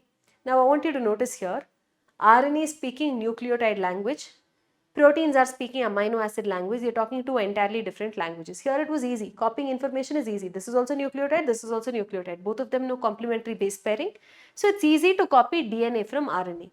But from RNA, if you have to synthesize proteins which are made up of entirely different type of nucleotide, no complementarity here, translation has to happen. Translation means what? What is translate?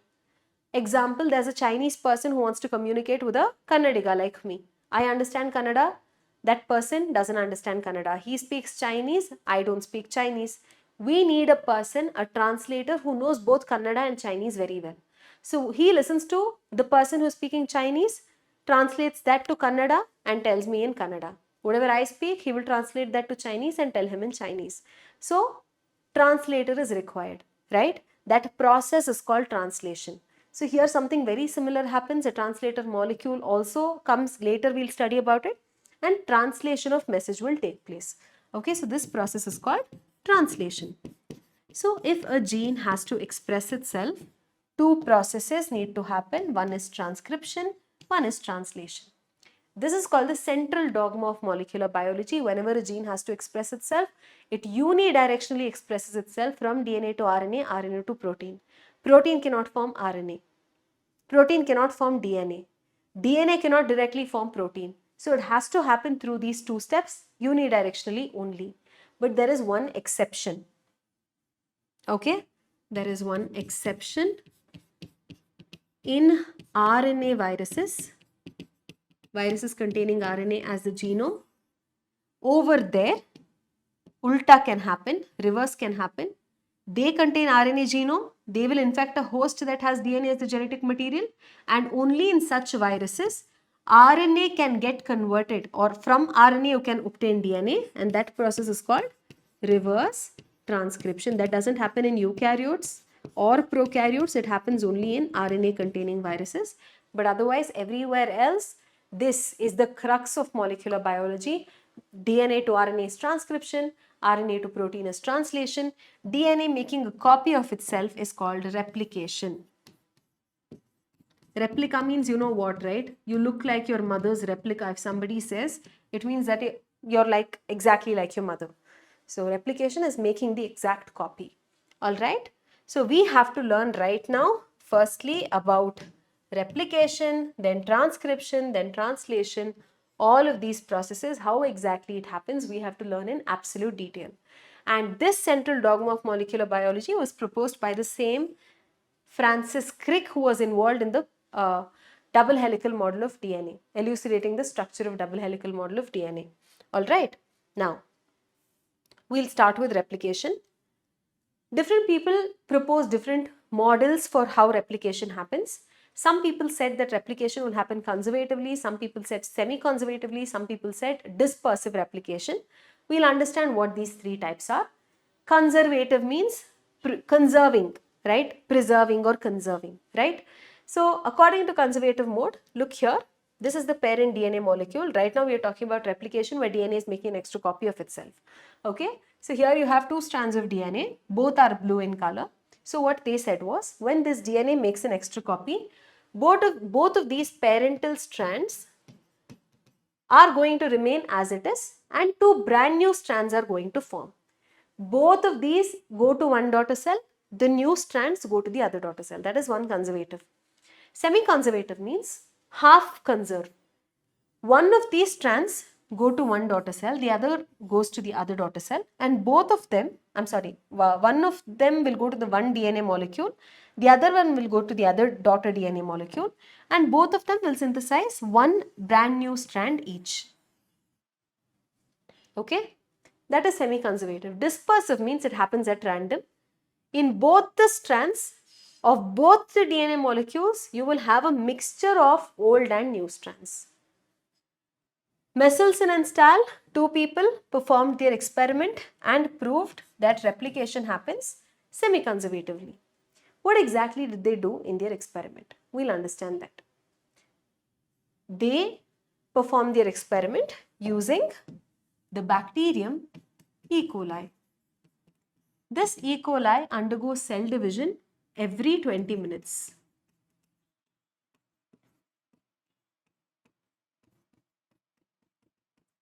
What they first did was, I told you earlier, if you're growing bacteria or any microbe in the lab, we give it food in the form of a nutrient medium.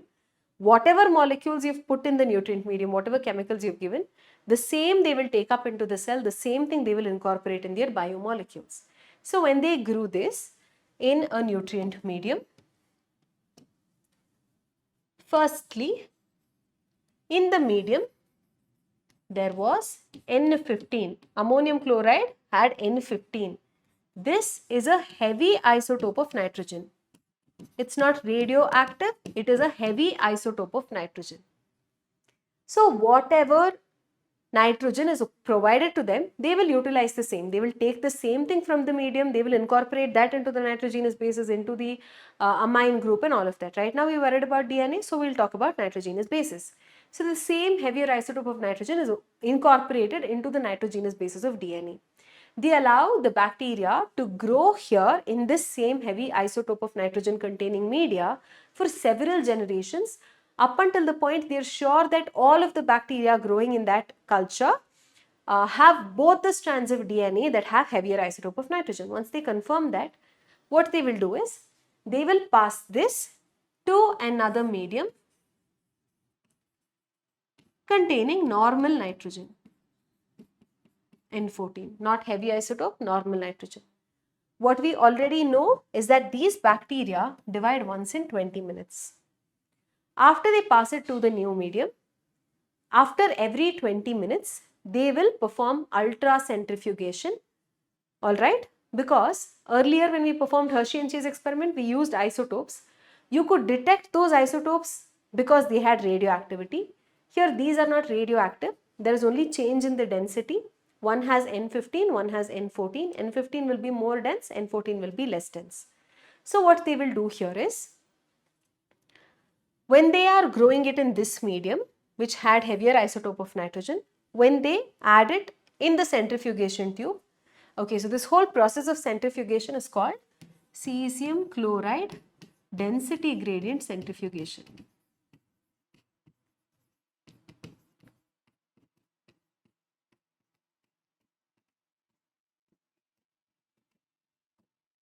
Cesium chloride density gradient centrifugation. So what happens is, in this centrifugation tube, already there is a solution of cesium chloride. Cesium chloride, when spun at very high speeds, it will dissociate and form a gradient. Okay, cesium will form like a gradient.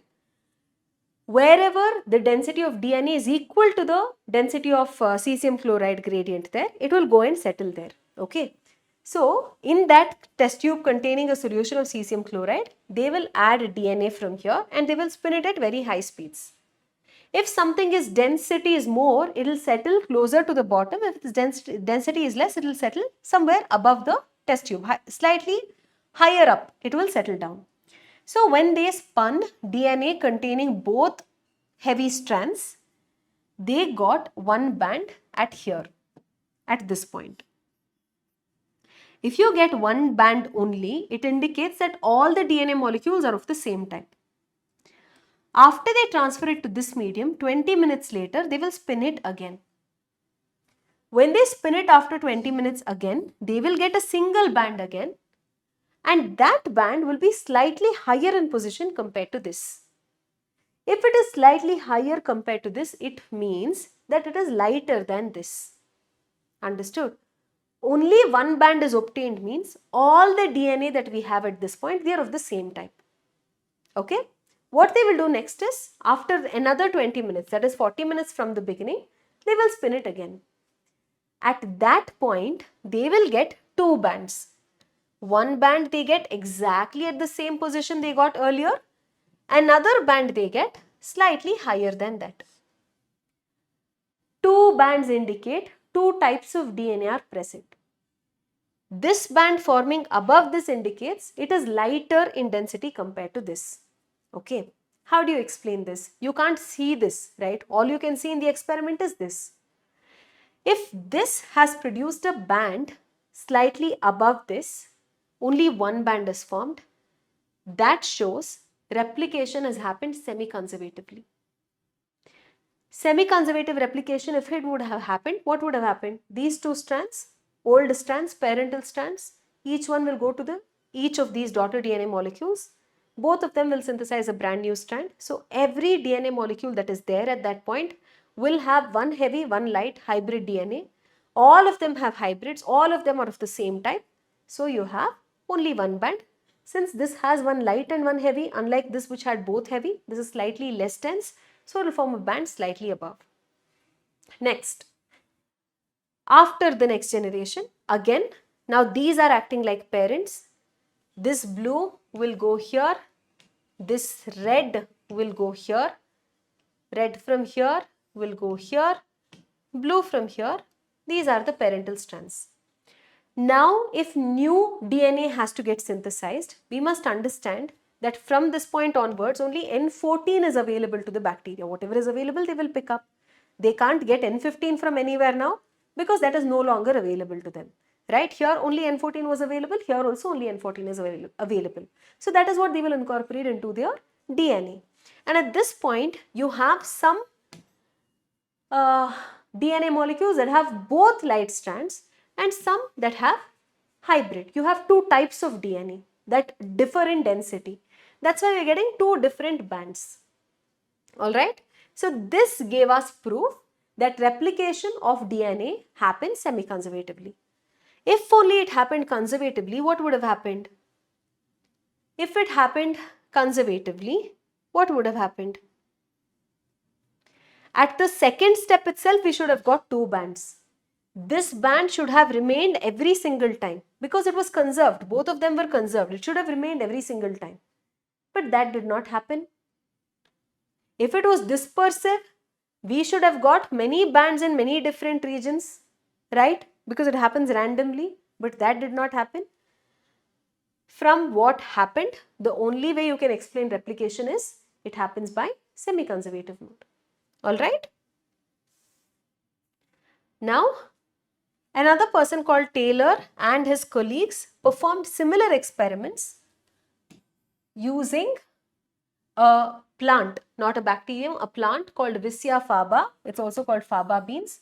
Over here, they used radioactive thymidine to perform their experiments. They also got similar results and they concluded that replication happens semi-conservatively. Now we know the mode of replication. What we have to learn next is how exactly this process of replication takes place. Alright? Okay, so what basically happens here is during DNA replication, as the name itself indicates, replica means making a copy. DNA makes an extra copy of itself. For how much ever DNA is present, no matter how long it is, the entire DNA makes an extra copy of itself. This generally happens before cell division. Okay. So if you remember when we studied the chapter cell cycle and cell division, I told you that in eukaryotes, it happens during the S phase. Replication of DNA takes place. So whatever DNA is there, it entirely makes an extra copy. During DNA replication, it cannot start anywhere and everywhere. There is a specific region at which DNA replication begins. That is called the origin of replication.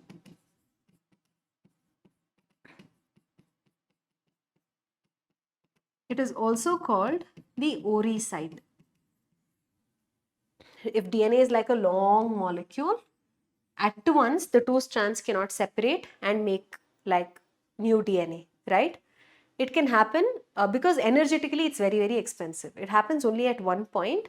The point at which DNA replication begins, that is called the origin of replication.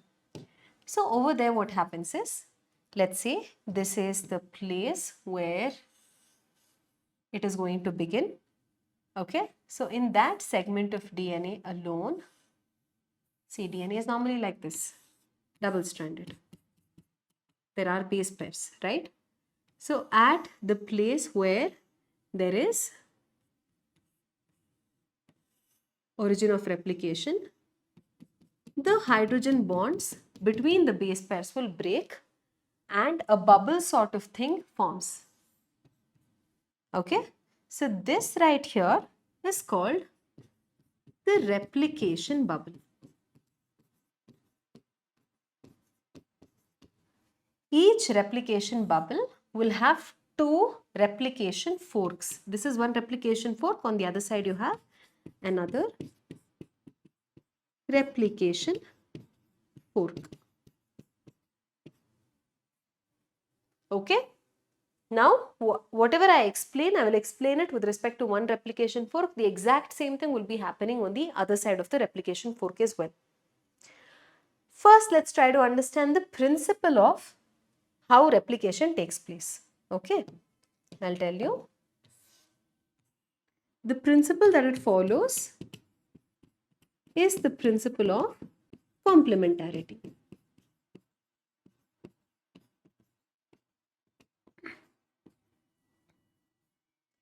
Now, if on this parent DNA molecule, these two strands, there is a sequence of AT, GC, CG, TA. After the hydrogen bonds break, with the help of enzymes, new strands will form. Complementary to this, a new strand of T is added here, C, G, A. So complementarily.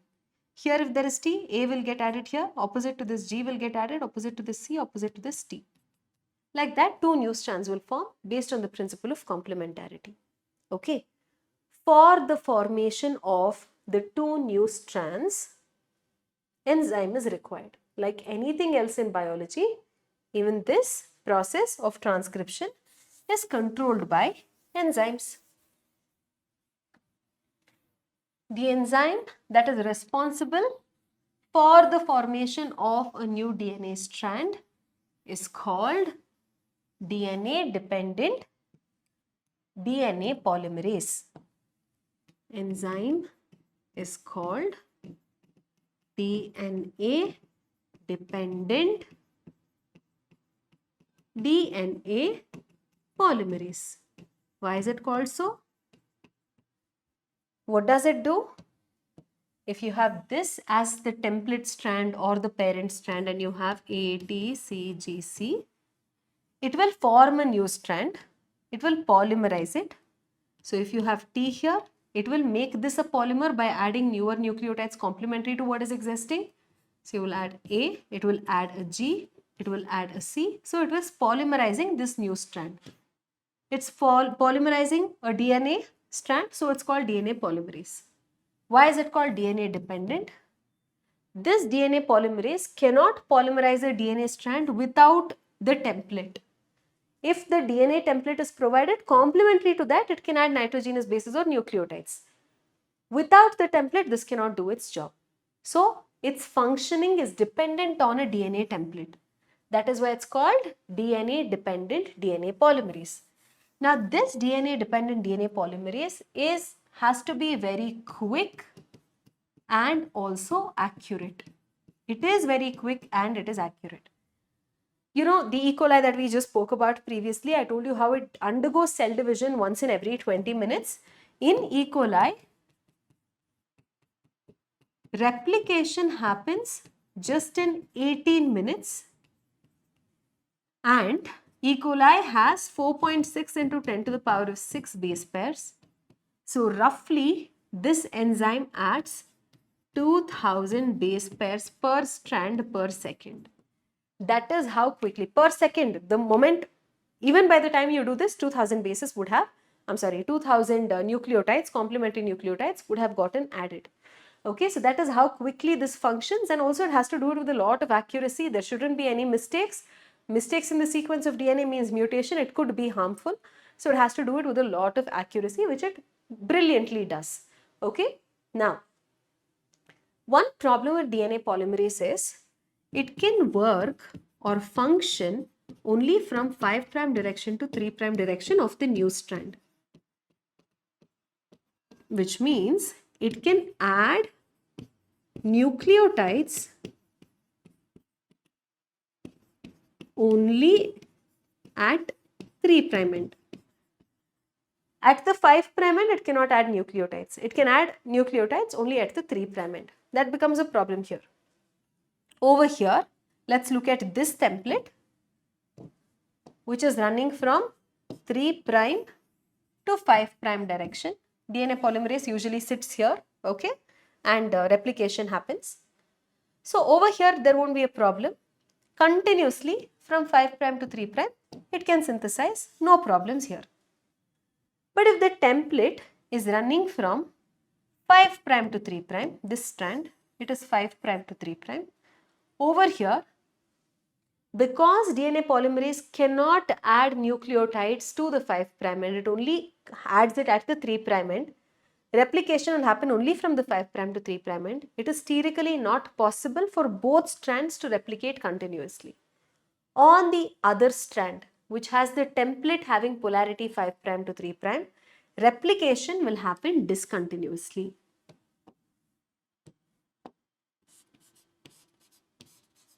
It will happen always, look at the arrow, it will always happen from 5' to 3' only. Where the template has polarity 3 to 5, it's easy for it. Where the template also has polarity 5 to 3, it will become difficult. Okay, so here it will happen discontinuously. Some people call it leading strand, lagging strand. If you think about it, there is not much difference in the pace at which the new strand is synthesized. I told you about this replication fork previously, right? So over here, if you see, if this is the leading strand this side, continuous synthesis, on the other side, this side will be continuous.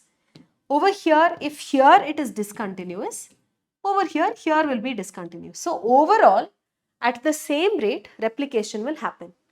Alright? So it will happen discontinuously on one strand and continuously on the other strand. Wherever it happens discontinuously, smaller fragments, shorter fragments are formed. These fragments are called Okazaki fragments. This is not mentioned in your textbook. And the gaps between these are later joined together with the help of an enzyme called DNA ligase. You know, whenever anything has to get synthesized in a cell, a lot of energy is required, right? When photosynthesis happens, glucose is getting synthesized, energy is required. When protein synthesis happens, energy is required. Every time something is getting synthesized, energy is required. Over here, we are synthesizing a huge molecule of DNA, a lot of energy is consumed. Over here, see, I told you how, if this is the oldest strand, you have A, T, G, C here. Complementary to this, new strand has to form. I have this enzyme called DNA dependent DNA polymerase right here. It knows that it has to add complementary nucleotides to this. Right now, all of this in eukaryotes is happening inside the nucleus. In prokaryotes, of course, there's no nuclear membrane. It will happen in the cytoplasm itself.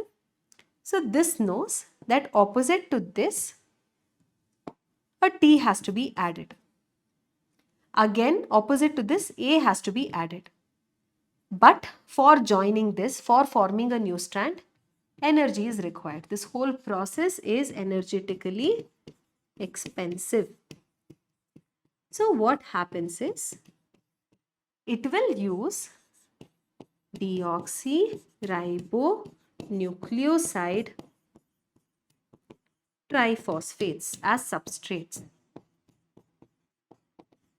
It is used as substrate also. It performs two functions. It is used as substrate also, and it provides energy also.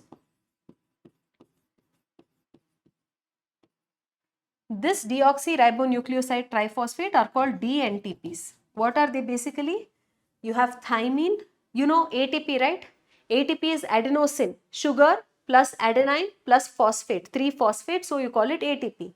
Like that, you have thymidine triphosphate, guanidine triphosphate, cytidine triphosphate, these are present. So the bonds that you have here in these DNTPs, these are high energy bonds.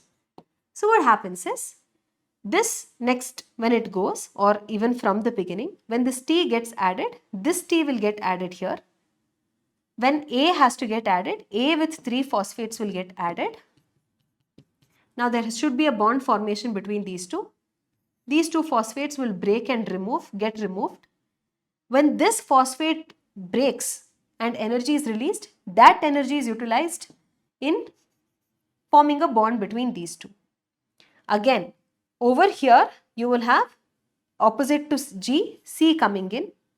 When C comes in here, this bond breaks. Among the 3 phosphates, 2 phosphates will break. The last 2, terminal 2. This will break. When this breaks, energy is released. Whenever bond breaks, energy released. For bond formation, energy is required. So when this breaks, energy is released. That energy is used to pair this with this, to form a bond between this and this phosphodiester bond. Like that, it will continue. So these DNTPs are acting like substrates for the enzyme and are also providing energy required for the process of DNA replication. Alright? Yeah, and also another thing, for initiating DNA replication, an RNA primer is required. About that, there is just like one line mentioned that DNA replication, DNA polymerase itself cannot initiate. A small primer is required, that is synthesized by an enzyme called RNA primase, but not much is mentioned about it in the NCERT, so you don't have to worry much. So that's about the whole process of DNA replication. So DNA replication as a process will continue away from the fork. So like this, in this direction, replication will happen. So first the hydrogen bonds keep breaking and moving towards away from the fork. As the hydrogen bonds are breaking, simultaneously newer strand will synthesize. By the time it reaches the end, replication would have gotten over. Generally in prokaryotes, since the genetic amount, DNA amount is less, one origin of replication will be there. Since eukaryotes have much more DNA content, we have many origins of replication. Okay. What you've learnt about now is how replication happens in prokaryotes. About eukaryotes, it's like too complex, you don't have it in your syllabus. So right now we learnt about how replication happens and all of that. Next, what we have to learn is about the process called transcription. I told you transcription is the first step in gene expression.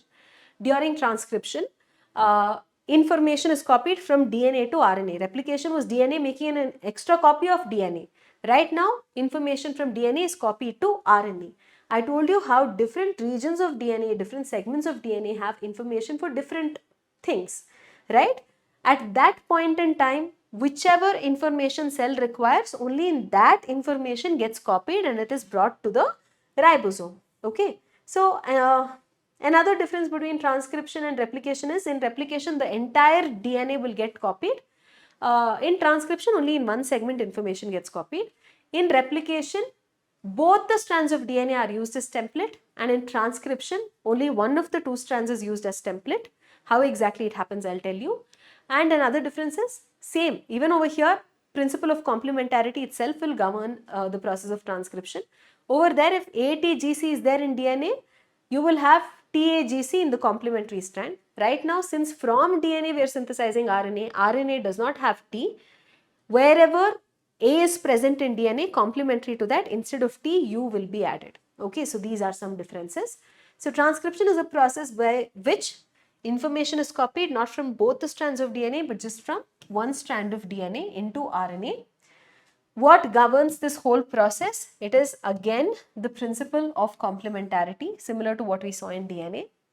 Here, adenosine will form base pair not with thymine but with uracil, because we are talking about formation of RNA. RNA does not have T. And unlike replication, like I already mentioned, only one segment of DNA information gets copied. Yeah, only one of the strands is copied. I told you that. Now, why can't both the strands be used in replication? There are 2 problems here. One segment of DNA should carry information only for one protein. If both the strands are used as DNA, what happens? See, this is an example for a segment of DNA. One random sequence is here. Let's say this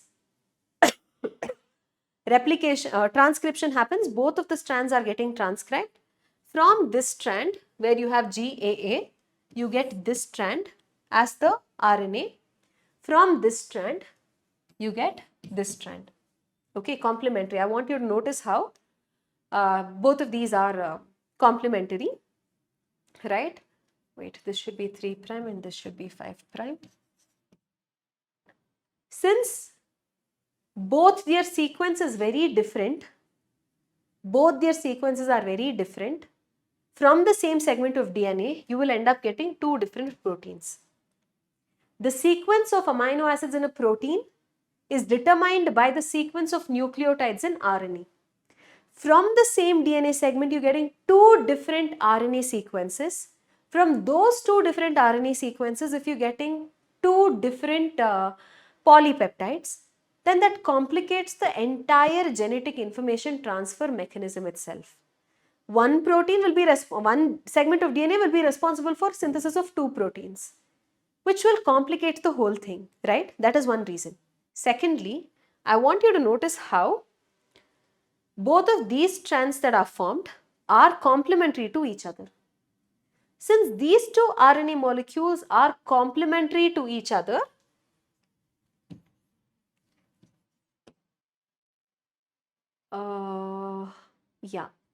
since they are complementary to each other, they end up forming double-stranded RNA and protein itself will not be synthesized.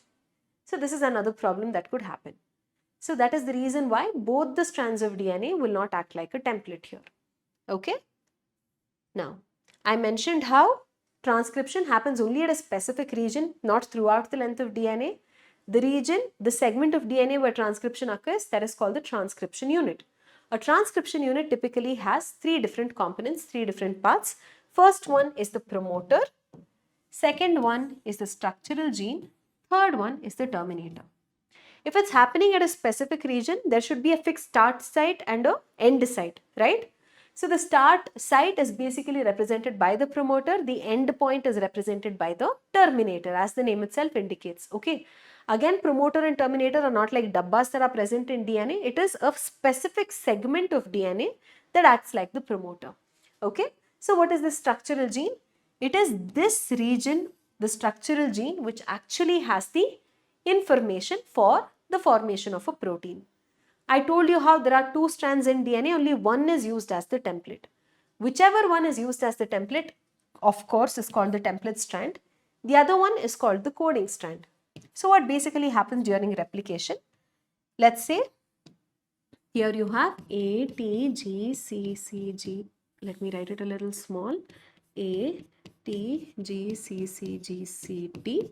Here you have T, A, C, G, G, C, G, A. This is the sequence, let's say.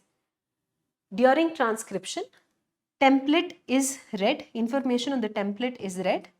Complementary to this, new RNA strand is formed.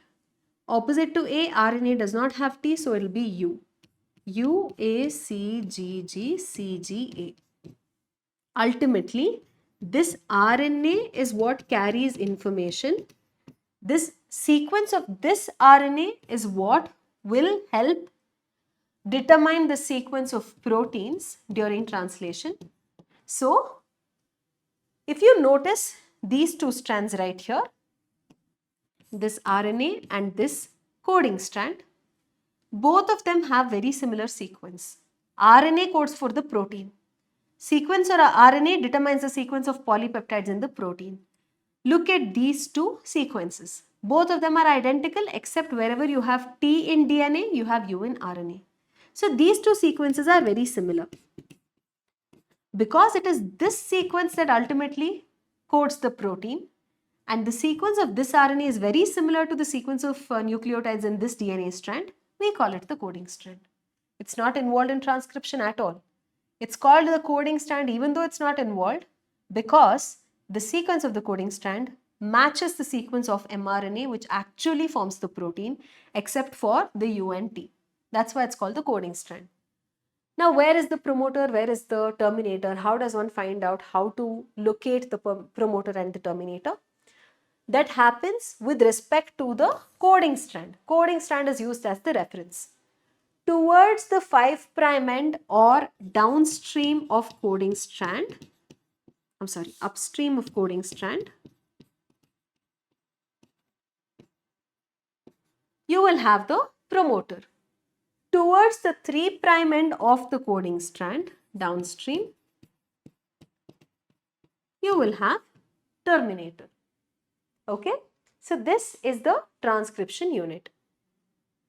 Now, let's talk about the process of transcription. First, we learn how it happens in prokaryotes. Similar to how we needed an enzyme for replication, here also we need an enzyme. The enzyme is called DNA dependent, because DNA is the template here also. But what is being synthesized? RNA is being synthesized. So it's called DNA dependent RNA polymerase. Previously, in replication, you have an enzyme that breaks the hydrogen bonds between the two DNA strands called helicase or unwindase. There is DNA polymerase that does the job of replication, but over here, this one enzyme only will do all the functions. That is the DNA dependent or RNA polymerase. This DNA dependent RNA polymerase knows to read this sequence on template strand, add complementary RNA nucleotides and form a new RNA strand, but it does not know where to start, where to end. To help this RNA polymerase identify the start site or the promoter site, is it briefly or transiently or temporarily associates itself with a protein factor called the sigma factor. So this sigma factor will help the RNA polymerase identify the promoter site. After that, it gets dissociated and leaves. Once the promoter site is identified, RNA polymerase goes on breaking the hydrogen bonds, reading the template strand and simultaneously synthesizing a new strand of RNA. Again, RNA polymerase does not know where to end. Once it comes near the terminator, to identify and stop the whole process, it associates with a protein factor called the Rho factor. This Rho factor will help in identification of terminator. Once it associates with the Rho factor, termination happens. The RNA that was attached to the RNA polymerase will dissociate. Okay, so initiation, there are 3 steps in transcription process: initiation, elongation, termination. Initiation is starting. RNA polymerase associating with sigma factor, identifying and binding to the promoter is initiation. Once that is initiated, new strand of RNA will start getting longer, elongating, getting polymerized, that is elongation. Reaching the terminator and ending the whole process of transcription is termination. Okay, so these are the 3 steps. Now in eukaryotes, there are some differences. We have different types of RNA. We have messenger RNA, transfer RNA, ribosomal RNA, small nuclear RNA, different types of RNA. In prokaryotes, just one RNA polymerase will transcribe all the types of RNA. But in eukaryotes, you have 3 different types of RNA polymerases that will transcribe different types of RNA. RNA polymerase 1 transcribes 3 types of ribosomal RNA. That is 28S rRNA, 18S rRNA, 5.8S rRNA. RNA polymerase 2 transcribes a type of RNA called heterogeneous nuclear RNA, about which I'll tell you shortly. It is abbreviated as hnRNA. RNA polymerase 3 transcribes one type of rRNA, which is 5S rRNA. Along with that, it will also transcribe tRNA and snRNA. snRNA is small nuclear RNA, they are present inside the nucleus. tRNA is called transfer RNA. Okay, so rRNA is called ribosomal RNA. tRNA is transfer RNA. rRNA is rRNA aitalva, mRNA, messenger RNA. Okay, hnRNA is mentioned right there, snRNA, small nuclear RNA, mentioned right there. Another difference is there in prokaryotes and eukaryotes transcription. In eukaryotes, you have DNA, right? Of course, we have DNA. Within our DNA, if you look, there are certain regions in the DNA where information is present Okay.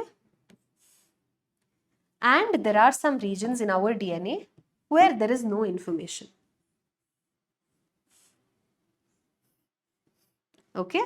Let's say this is the promoter and this is the terminator. When transcription happens, RNA polymerase knows it should start here, it should end here. It cannot see which is having information here, which are the regions that don't have information.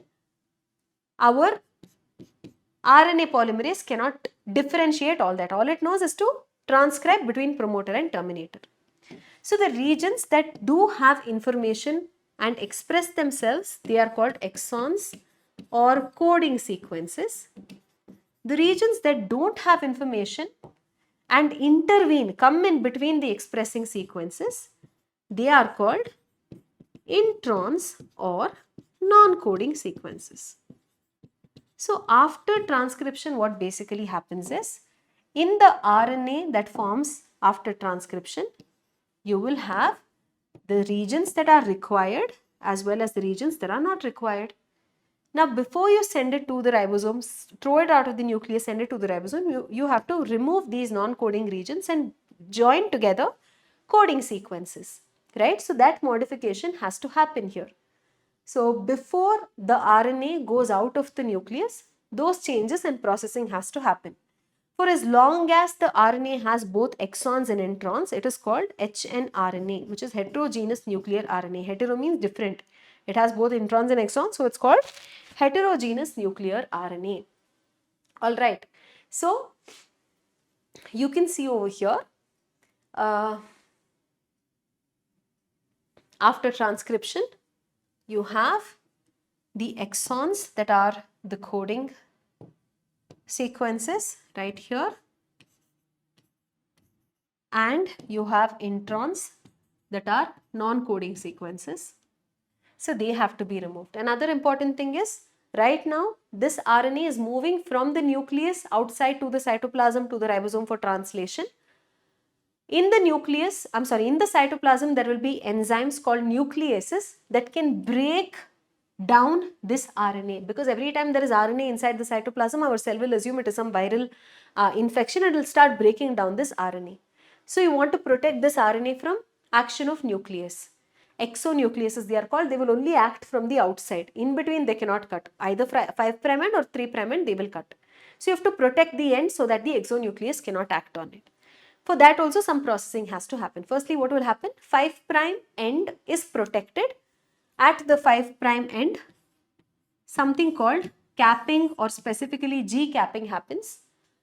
A modified G, methylated G, methyl guanosine triphosphate gets added to the 5' end.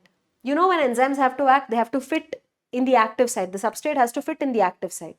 If there is a slight modification in structure, enzymes will not be able to fit. If they cannot fit, they cannot act. So even if an enzyme comes and binds here, it will not be able to fit and it will not be able to break it down from this end. This happens at the 5' end, please remember.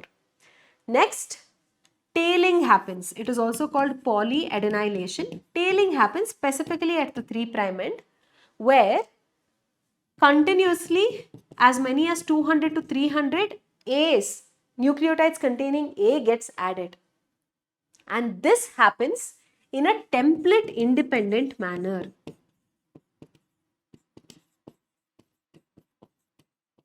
It happens in a template independent manner. Now, what do I mean when I say it's template independent? Earlier we saw how for the formation of this RNA, DNA template was required.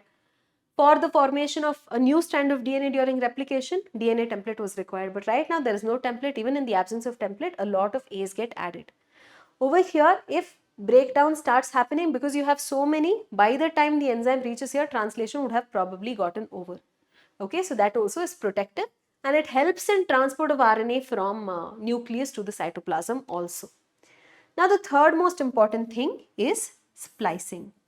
During splicing, though it sounds like slicing and seems like cutting, splicing actually in general English means joining. Okay, so over here what happens is all of these unnecessary introns that are there, they will form loop-like structures and they will get cut off and all of the introns will be joined together.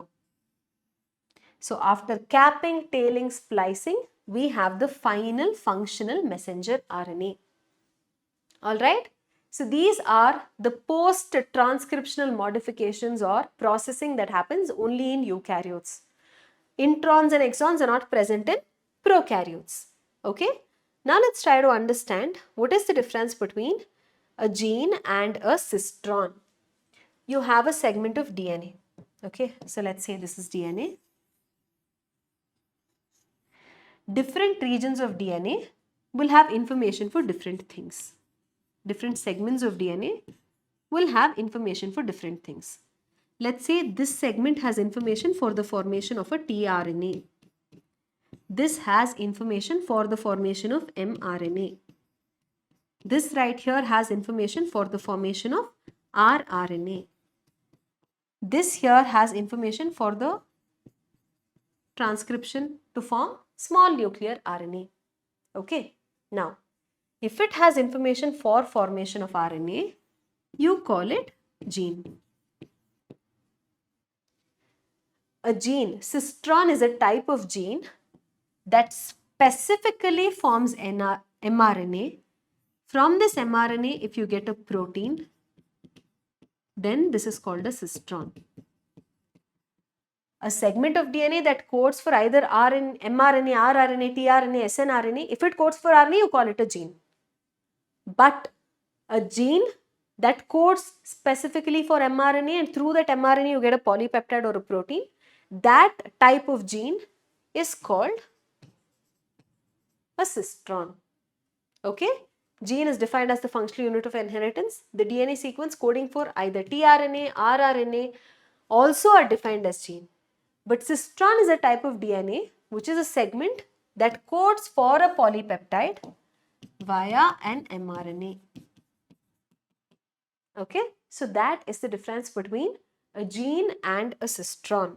Now it's time to understand the genetic code. I've been saying since the beginning that DNA has information in the form of a nucleotide sequence that gets copied to RNA, which is again in the form of a nucleotide sequence.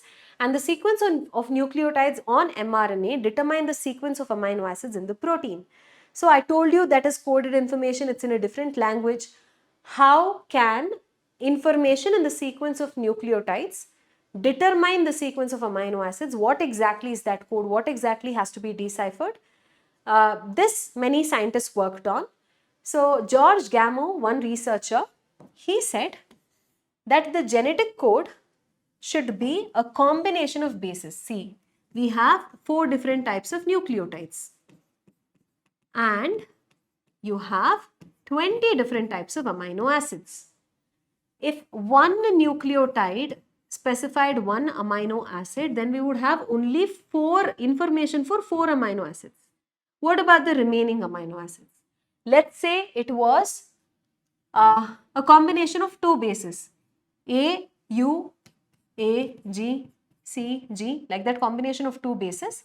If you have specifying one amino acid, then there is a possibility of, since there are 4 different types of nucleotides, if it was a combination of 2 bases, then we would have a possibility of 16 amino acids only. If you do permutation combination of 4 nucleotides in combinations of 2 bases, we would have only 16 combinations. That still won't suffice because we have 20 amino acids. So he suggested that they're probably made up of 3 nucleotides, in which case we have 4 to the power of 3, which is 64 combinations, which is way higher than the number of amino acids.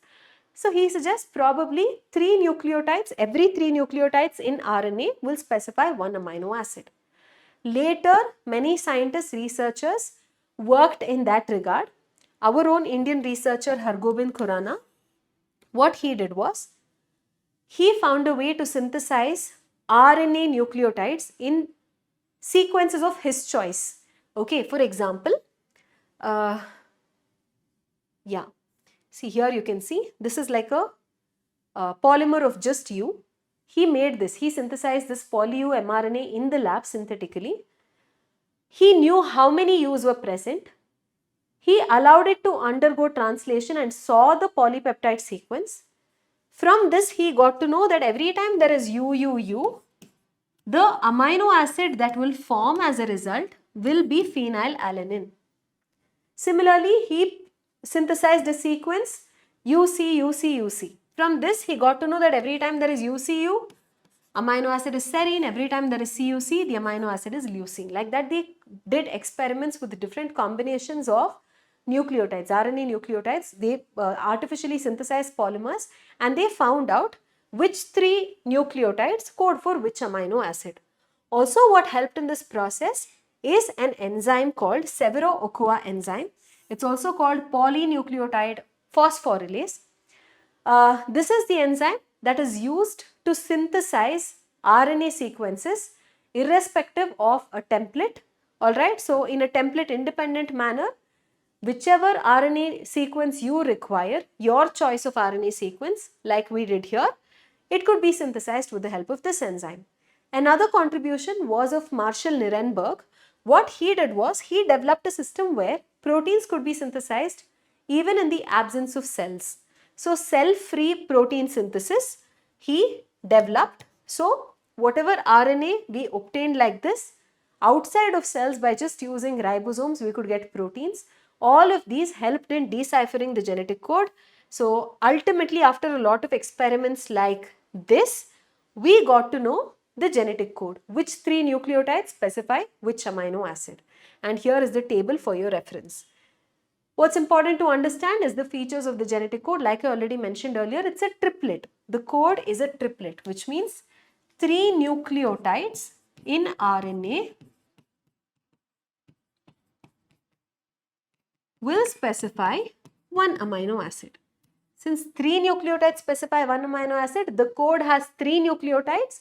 We say genetic code is a triplet. There is a possibility of 64 combinations I mentioned earlier. Of those 64, only 61 will specify amino acids. 3 amino acids do not code for, 3 codons do not code for any amino acid. They are called the stop codons. They are UAA, UAG, UGA. Okay? So these 3, they are called stop codons. You can see here how some amino acids can be coded for by more than one codon.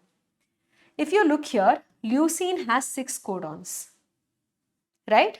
Amino acid is the same, but it has very many codons. It's not necessary that every amino acid will have more than one codon, but some of them have many. See, arginine has 6, right? Serine has 6. Alright?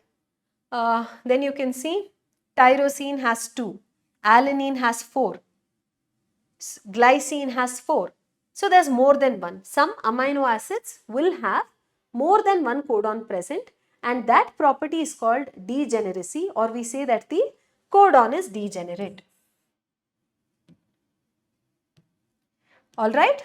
Now, codon is read in a contiguous fashion, which means, I'll tell you what this means. So if this is mRNA strand, you have A, U, G, C, U, G, C, U, U, A, C, C.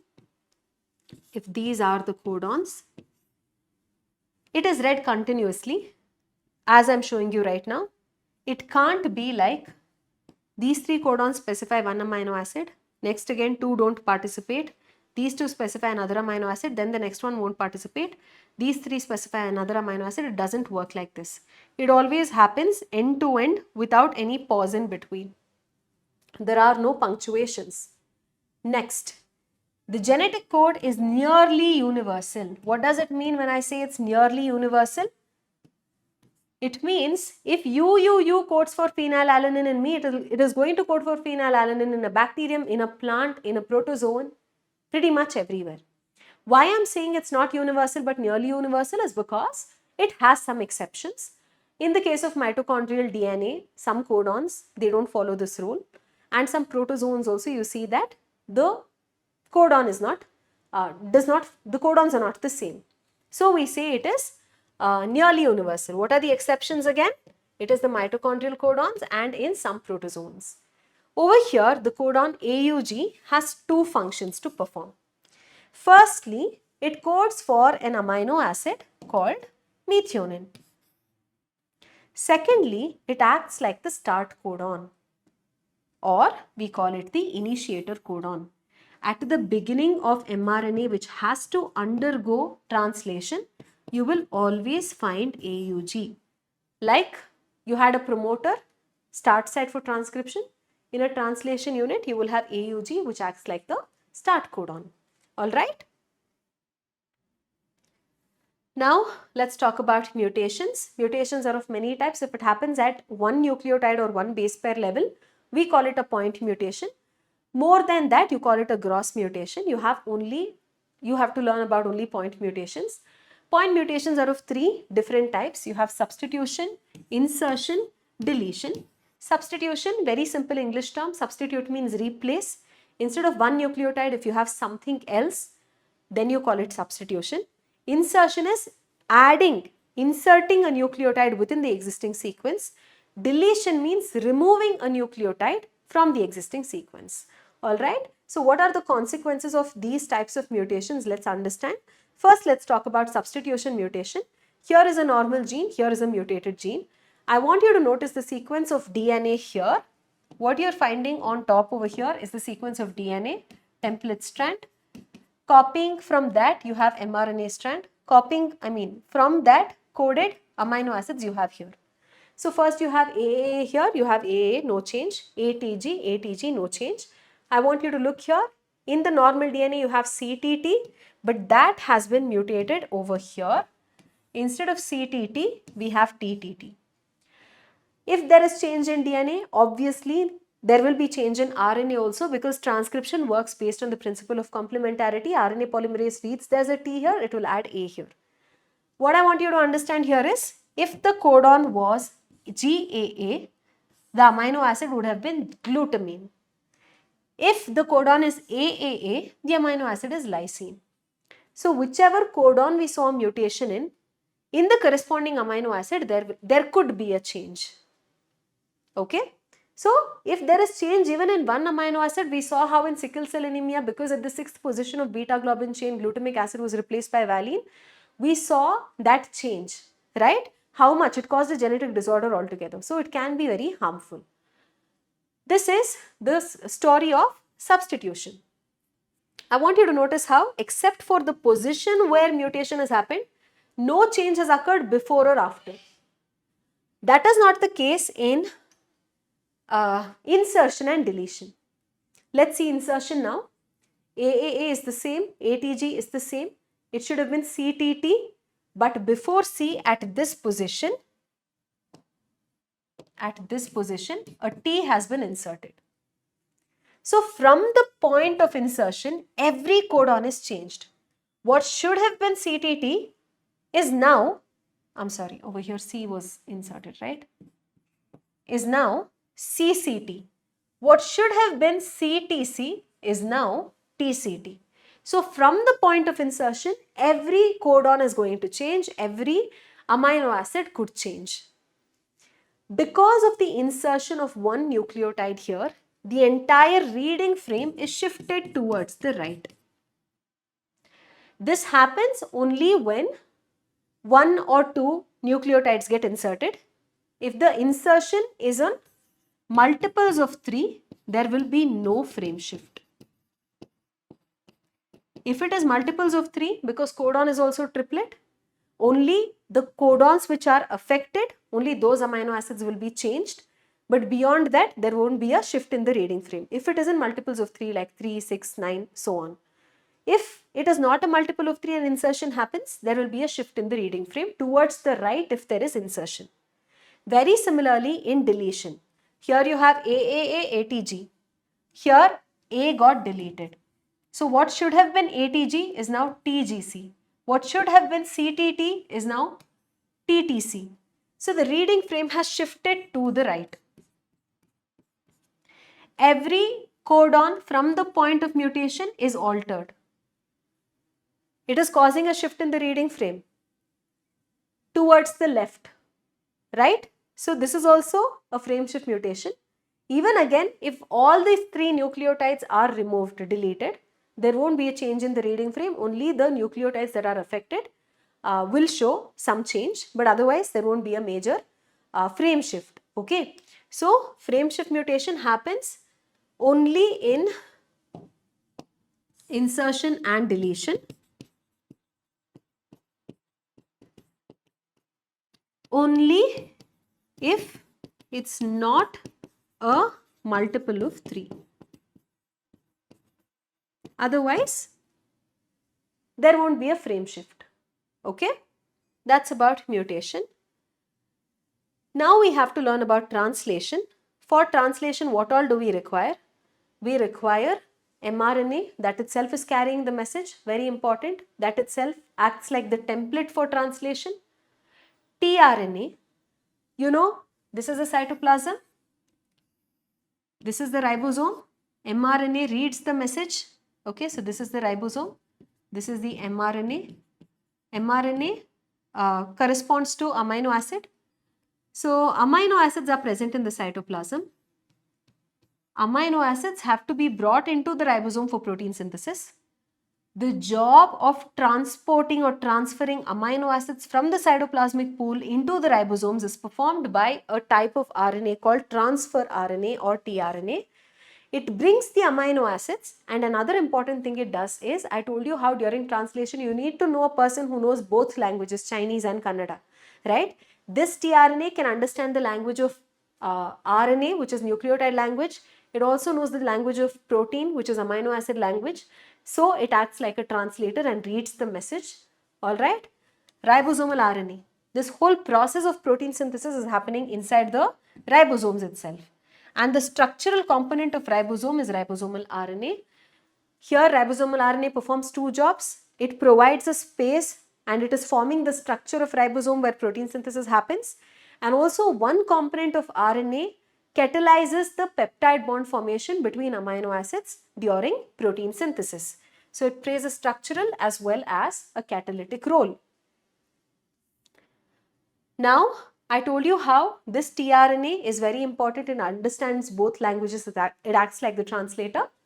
This tRNA, on one end, it has a sequence complementary to the codon, which is called the anticodon. On the other end, to the 3' end of this tRNA, the amino acid is attached. So it has an amino acid attachment site and it also has a loop where the anticodon is present. Okay, this is anticodon loop. The bases in the anticodon loop are complementary to what you have in the codon. It has an amino acid acceptor end at the 3' end where it binds to the amino acid. The codon AGU codes for serine. So the tRNA, which has an anticodon complementary to AGU at its 3' end, will carry serine. Okay. Another thing, for initiation, there is a specific initiator tRNA. In its secondary structure, it will look like a clover leaf with all its loops. But in its functional structure, 3-directional tertiary form, it will appear like an inverted L. For the stop codons UAA, UAG, UGA, there are no tRNAs. Alright, so that's about the structure of tRNA. Now we have to learn about how exactly translation occurs. So translation is nothing but the synthesis of protein that happens in the ribosomes. Alright, so during protein synthesis, what happens?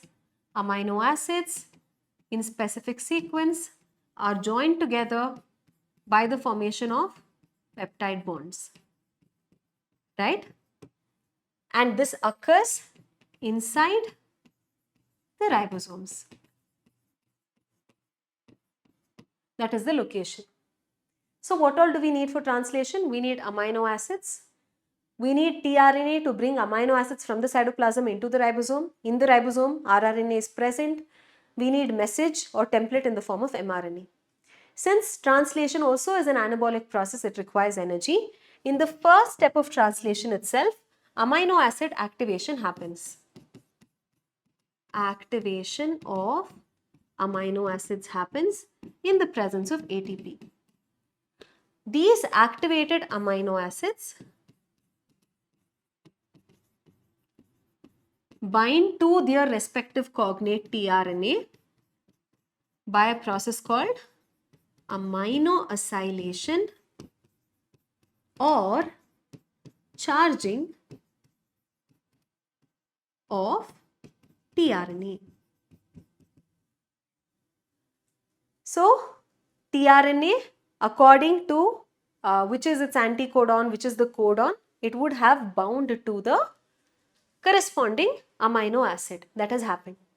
So the first step here, like always, is initiation. During initiation, what happens is, first, the mRNA that is there, it has its 5' end, 3' end. At the 5' end, you have AUG, the start codon. At the 3' end, you will have one of the 3 stop codons. Let's say it's UAA. In the first step, it will bind to the small subunit of ribosome. You know that ribosome has 2 subunits, right? Small subunit, large subunit. When the protein synthesis is not happening, they will be separate. So this ribosome is made up of ribosomal RNA and about 80 different types of proteins. During protein synthesis, this RNA will first bind to the small subunit of ribosome. After that, it will bind to the first tRNA molecule. If the tRNA, the initiator tRNA, I told you there's a specific initiator tRNA, it will have methionine on its 3' end. Complementary to AUG, anticodon will bind. If AUG is the codon, methionine, amino acid, that will be carrying. This will happen. First mRNA with the small subunit, this complex with the initiator tRNA, and then the large subunit will come and bind to this complex. Now we can say that the process is initiated. Now elongation has to happen. What happens is, when you have a molecule of, like let's say when you have like an mRNA, see this is our mRNA. mRNA has its 5' end and its 3' end. At the 5' end, you have the sequence AUG. To this, the small subunit got bound. Let me write a few more sequences, GUG, UUU. Here you have UAA, the stop codon. To this, the first tRNA came and bound. It had UAC and it had methionine, right? And to this, the large subunit got bound. Here, you can see that within the large subunit of ribosome, there will be 3 sites.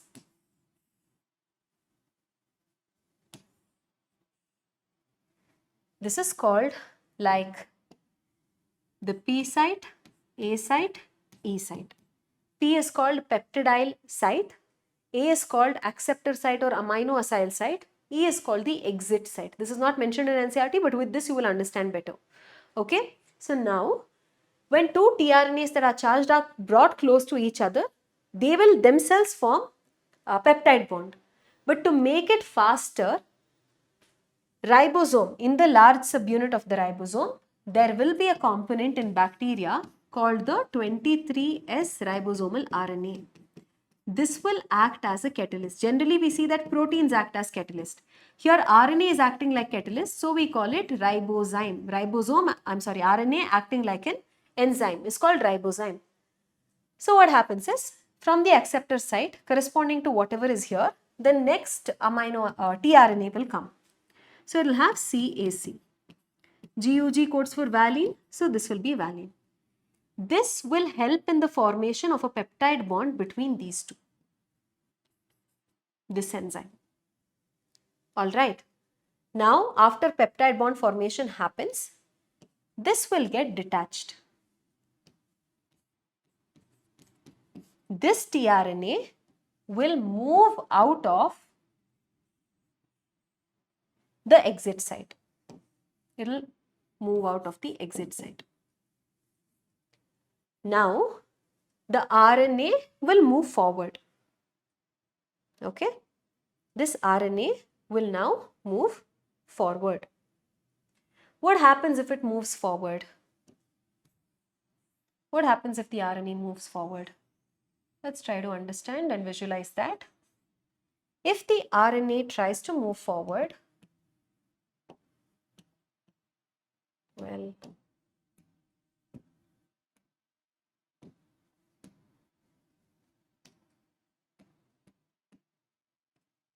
Just 1 minute. Yeah. So if the RNA moves forward, it'll be right now over here. Right? Let's erase all of this. Right now, the RNA will be here. So, this will be your new A site. This will be your new P site. And here you will have your exit site.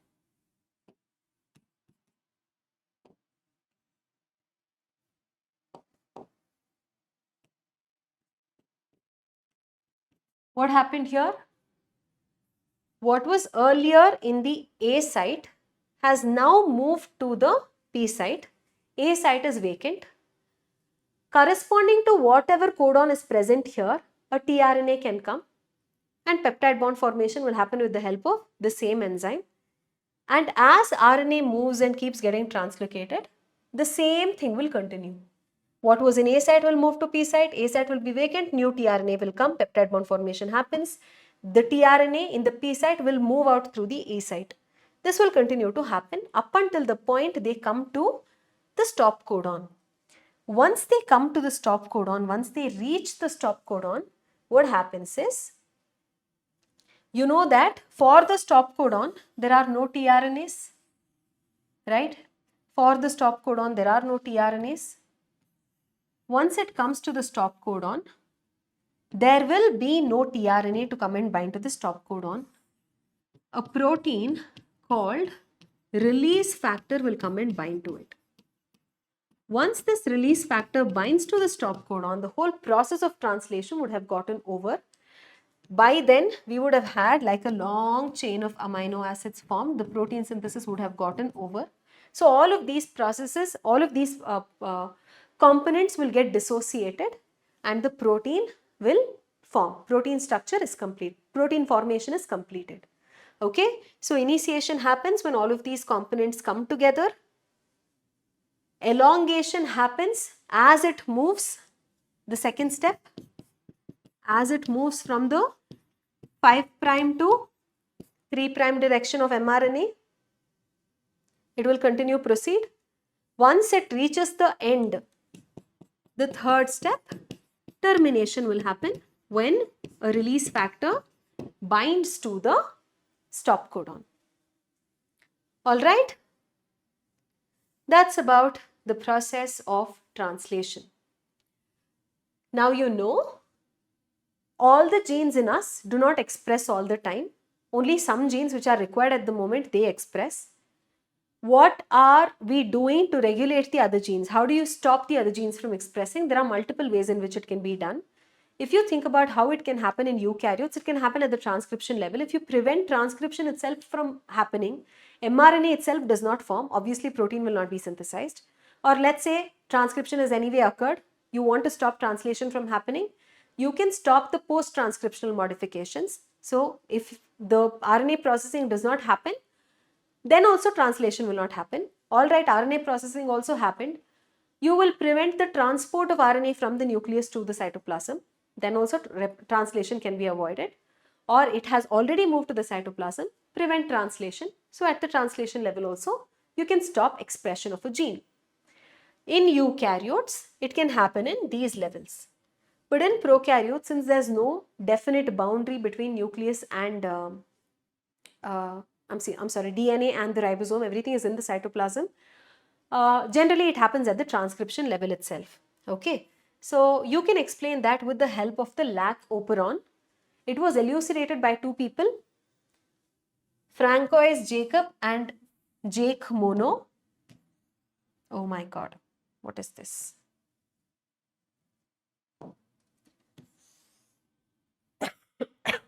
Excuse me. So what is an operon here? It is a polycistronic structural gene. Polycistronic means one segment of DNA itself will have information for more than one polypeptide. That is called a polycistronic gene.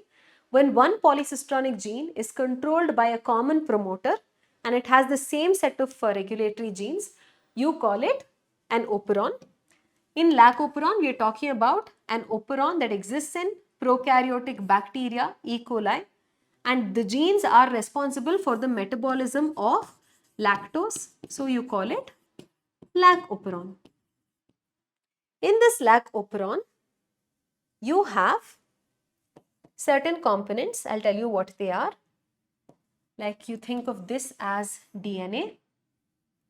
Over here, you have the 3 structural genes, LAC-Z, LAC-Y, LAC-A. These will produce enzymes that are required for metabolism of lactose. All of them will have a common promoter. All right.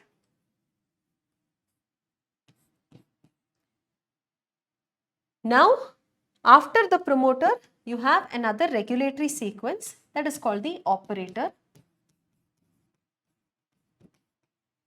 These are the 3 structural genes. They have another regulator which is called I gene. I means inhibitor. This I gene will have its own promoter. So this is basically the lac operon. These 3 genes here will produce by transcription a polycistronic mRNA. Through this polycistronic mRNA, we get 3 different enzymes from LAC-Z, beta galactosidase,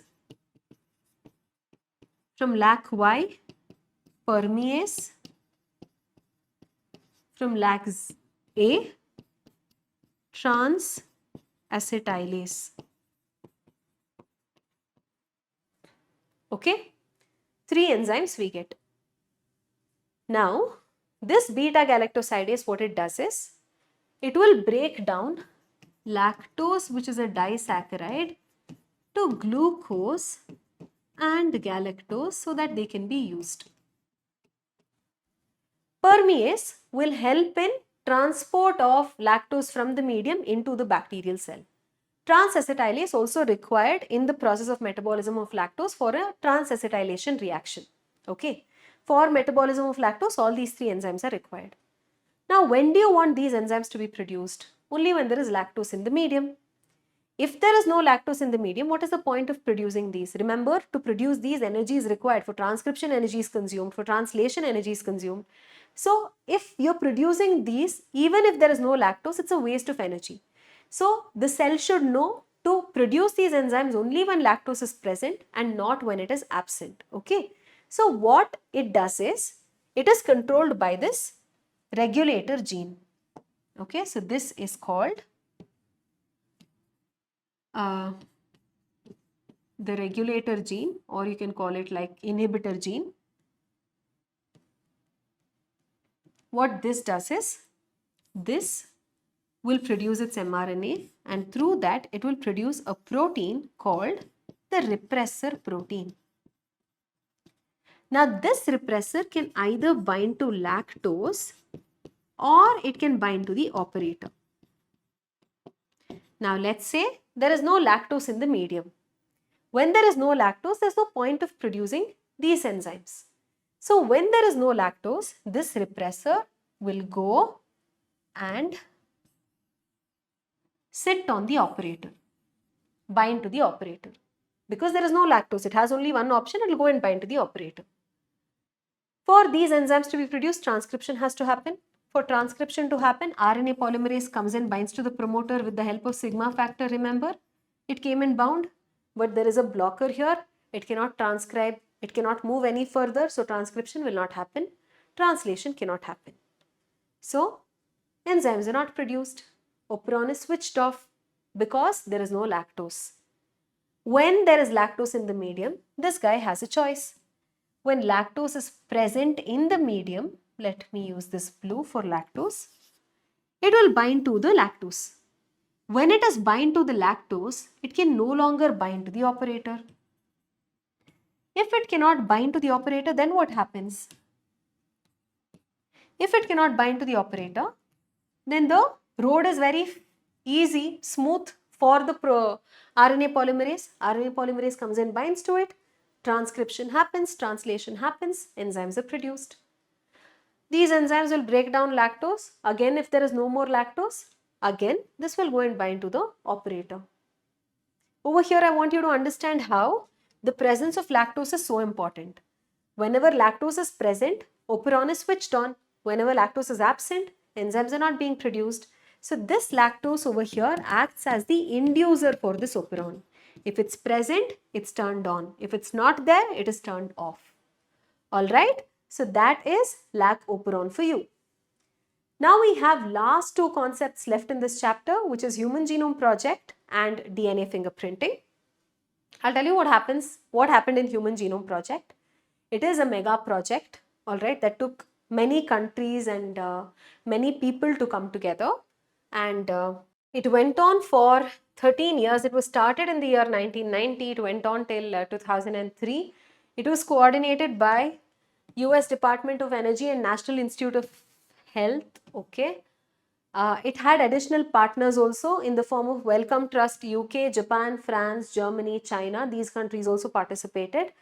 The basic idea behind Human Genome Project was to identify and sequence the entire human genome. You know, genome is one set of chromosomes. So 24 chromosomes, 22 autosomes X and Y. These many chromosomes, exact sequence of nucleotides were supposed to be identified. And they wanted to identify approximately 20 to 25 genes that they thought were present in the human DNA. Determination of around 3.3 or roughly 3 billion base pairs present in human DNA. You're going to get a huge amount of data from this, because we have 3.3 into 10 to the power of 9 base pairs in one set of DNA. So if you were to store them in books, assuming that each book had 1,000 pages and each page you had 1,000 letters, we would require, I think, 3,300 books to store that much information. So it was information dense. We needed to develop databases to store all of this major mega data that we got. Also, it was a very expensive project. For the sequencing of one nucleotide, it was estimated that we would require like let's say $3 at that time. So for sequencing 3 billion base pairs, roughly $9 billion was spent. Okay. Yeah. So whatever data you get, if you have to analyze that data, tools were required for that. If there is any information, data, or something that you can transfer to other technologies and industries, transfer it. From this project, if at all any ethical, legal, social issues arise, then address those issues. These were the goals of Human Genome Project. So how did they perform this huge project? They took two approaches. One is called express sequence tag. The other one is called sequence annotation. In express sequence tag, which is also called EST in short, what they did was, you know, in human DNA, there are regions that express, there are regions that don't express. You don't have genetic information present in every part of every segment of DNA. So whichever part expresses as RNA, they just sequenced that. That is called express sequence tag. Sequence annotation kind of took like a blind approach and sequenced the whole genome regardless of whether there is gene present there or not.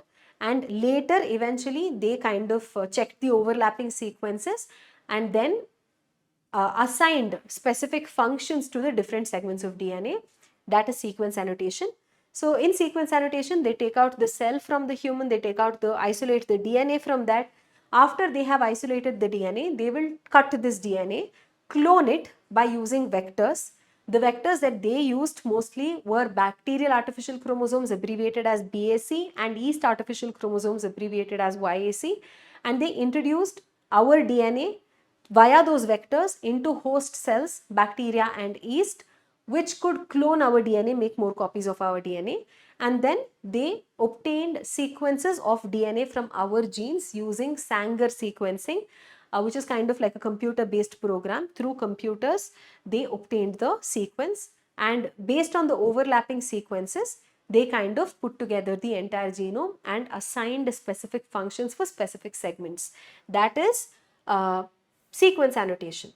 Now, after all of this was done, what did we get to know about the human genome? We found out that the human genome has 3,164.7 million base pairs. roughly 3 billion base pairs. Average gene, you have genes that are super long, you have short genes also. Average length of a gene is 3000 bases. The gene that is the longest is the gene that codes for dystrophin. It has 2.4 million base pairs. Total number of genes, earlier estimate was 80,000 to 1,20,000. We found out from this project that there are 30,000 genes. Between two individuals, 99.9% of the DNA sequence is the same. Change is only in 0.1%. We'll learn about it later. This is used in DNA fingerprinting. The functions of more than 50% of discovered genes is still not known to us, so you can research about it. In the whole length of DNA, less than 2% actually has information and codes for proteins. Okay, so these are things we got to know from this project. In our DNA, mostly in the non-coding regions, a lot of repeated sequences are present. They are called repetitive sequences, like ATGC, ATGC, ATGC, multiple times they are repeated. So that repetitive sequences will be present. Chromosome 1 has the most number of genes, which is 2968. Chromosome Y has the least number of genes, which is 231. There are 1.4 million locations in our DNA where there is difference between two different individuals at one nucleotide only. That is called single nucleotide polymorphisms, which we write as SNPs. It is pronounced as SNPs. Okay, so these are some things that we got to know from the Human Genome Project. That's about it. Now we have to learn about the last concept in this chapter, which is DNA fingerprinting. The technique of DNA fingerprinting was first developed by a person called Alec Jeffreys. So this DNA fingerprinting is used for various things. It can be used in forensics to identify the criminals. It can be used in paternity testing, who is the father of a child and all of that. So basically, when you have to identify an individual, you should know that every individual DNA sequence will be different from another except for identical twins. So it's very difficult and time consuming and expensive to find out the entire sequence of DNA of a person like they did in the Human Genome Project. So what you can do instead to identify or come up with a pattern that is unique to each individual is DNA fingerprinting. Like I told you earlier, in all humans, 99.9% of DNA is the same. So we have a total of 3.3 into 10 to the power 9 base pairs, right? If 9.9% is the same, 0.1% difference is there. 0.1% of this will be 3 into 10 to the power of 6 base pairs. So we all have 3 into 10 to the power of 6 base pairs difference. In this 3 into 10 to the power of 6 difference, there is a lot of repetitive sequences in the non-coding regions. Okay. So we will look at these repetitive sequences. It's not identical between individuals. Okay. So in these repetitive sequences, you have different types based on how many times it is repeated, how long is the sequence that is getting repeated, is it AT rich or GC rich. Based on a lot of things, you have different types here. Which are called, basically when you spin DNA in a centrifuge, you obtain like a bulk DNA as one major peak, and these repetitive sequences you will obtain, wherever there is repetitive sequences, you will obtain smaller peaks. Okay, so that DNA is called satellite DNA, and satellite DNA will have a lot of repetitive sequences. Alright, now this satellite DNA is of many different types, like I told you, depending upon AT rich, GC rich, what is the length of the repeating sequence and all of that. You have different types like mini satellite, microsatellite, etc. Many different types you have. Alright, just one moment, I'm getting a call.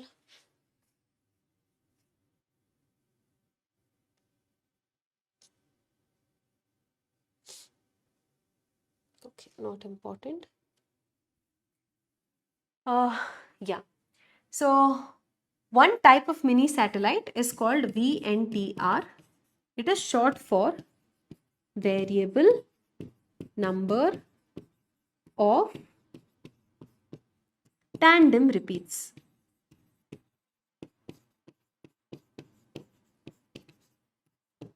What is tandem repeat? Let's say one sequence. Let's take one sequence for example. This is one sequence. This sequence is continuously repeated without any other nucleotide coming in between. Constantly, the same sequence is repeated multiple times.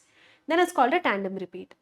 Now, in all of us, the sequence will be the same. But how many times it is repeating varies. In me, it could be 10 times. In you, it could be 100 times. In another person, it could be 80 times. In another person, it could be 32 times. So, how many times it's repeating it varies. So, we call it variable number of tandem repeats. In me, if it is repeating, like I said, 10 times, I think, I'll have a short segment of that repetitive sequence. In a person where it repeats 82 times, it will be much longer. In a person where it repeats 100 times, it will be even longer. So, depending upon how many times it's getting repeated, that region, that repetitive sequence's length will vary between individuals. That is what we're focusing on in DNA fingerprinting. So, what we do is we take many such VNTRs. We will cut them using restriction endonucleases. They are enzymes about which you've learned in the chapter Biotechnology Principles and Processes.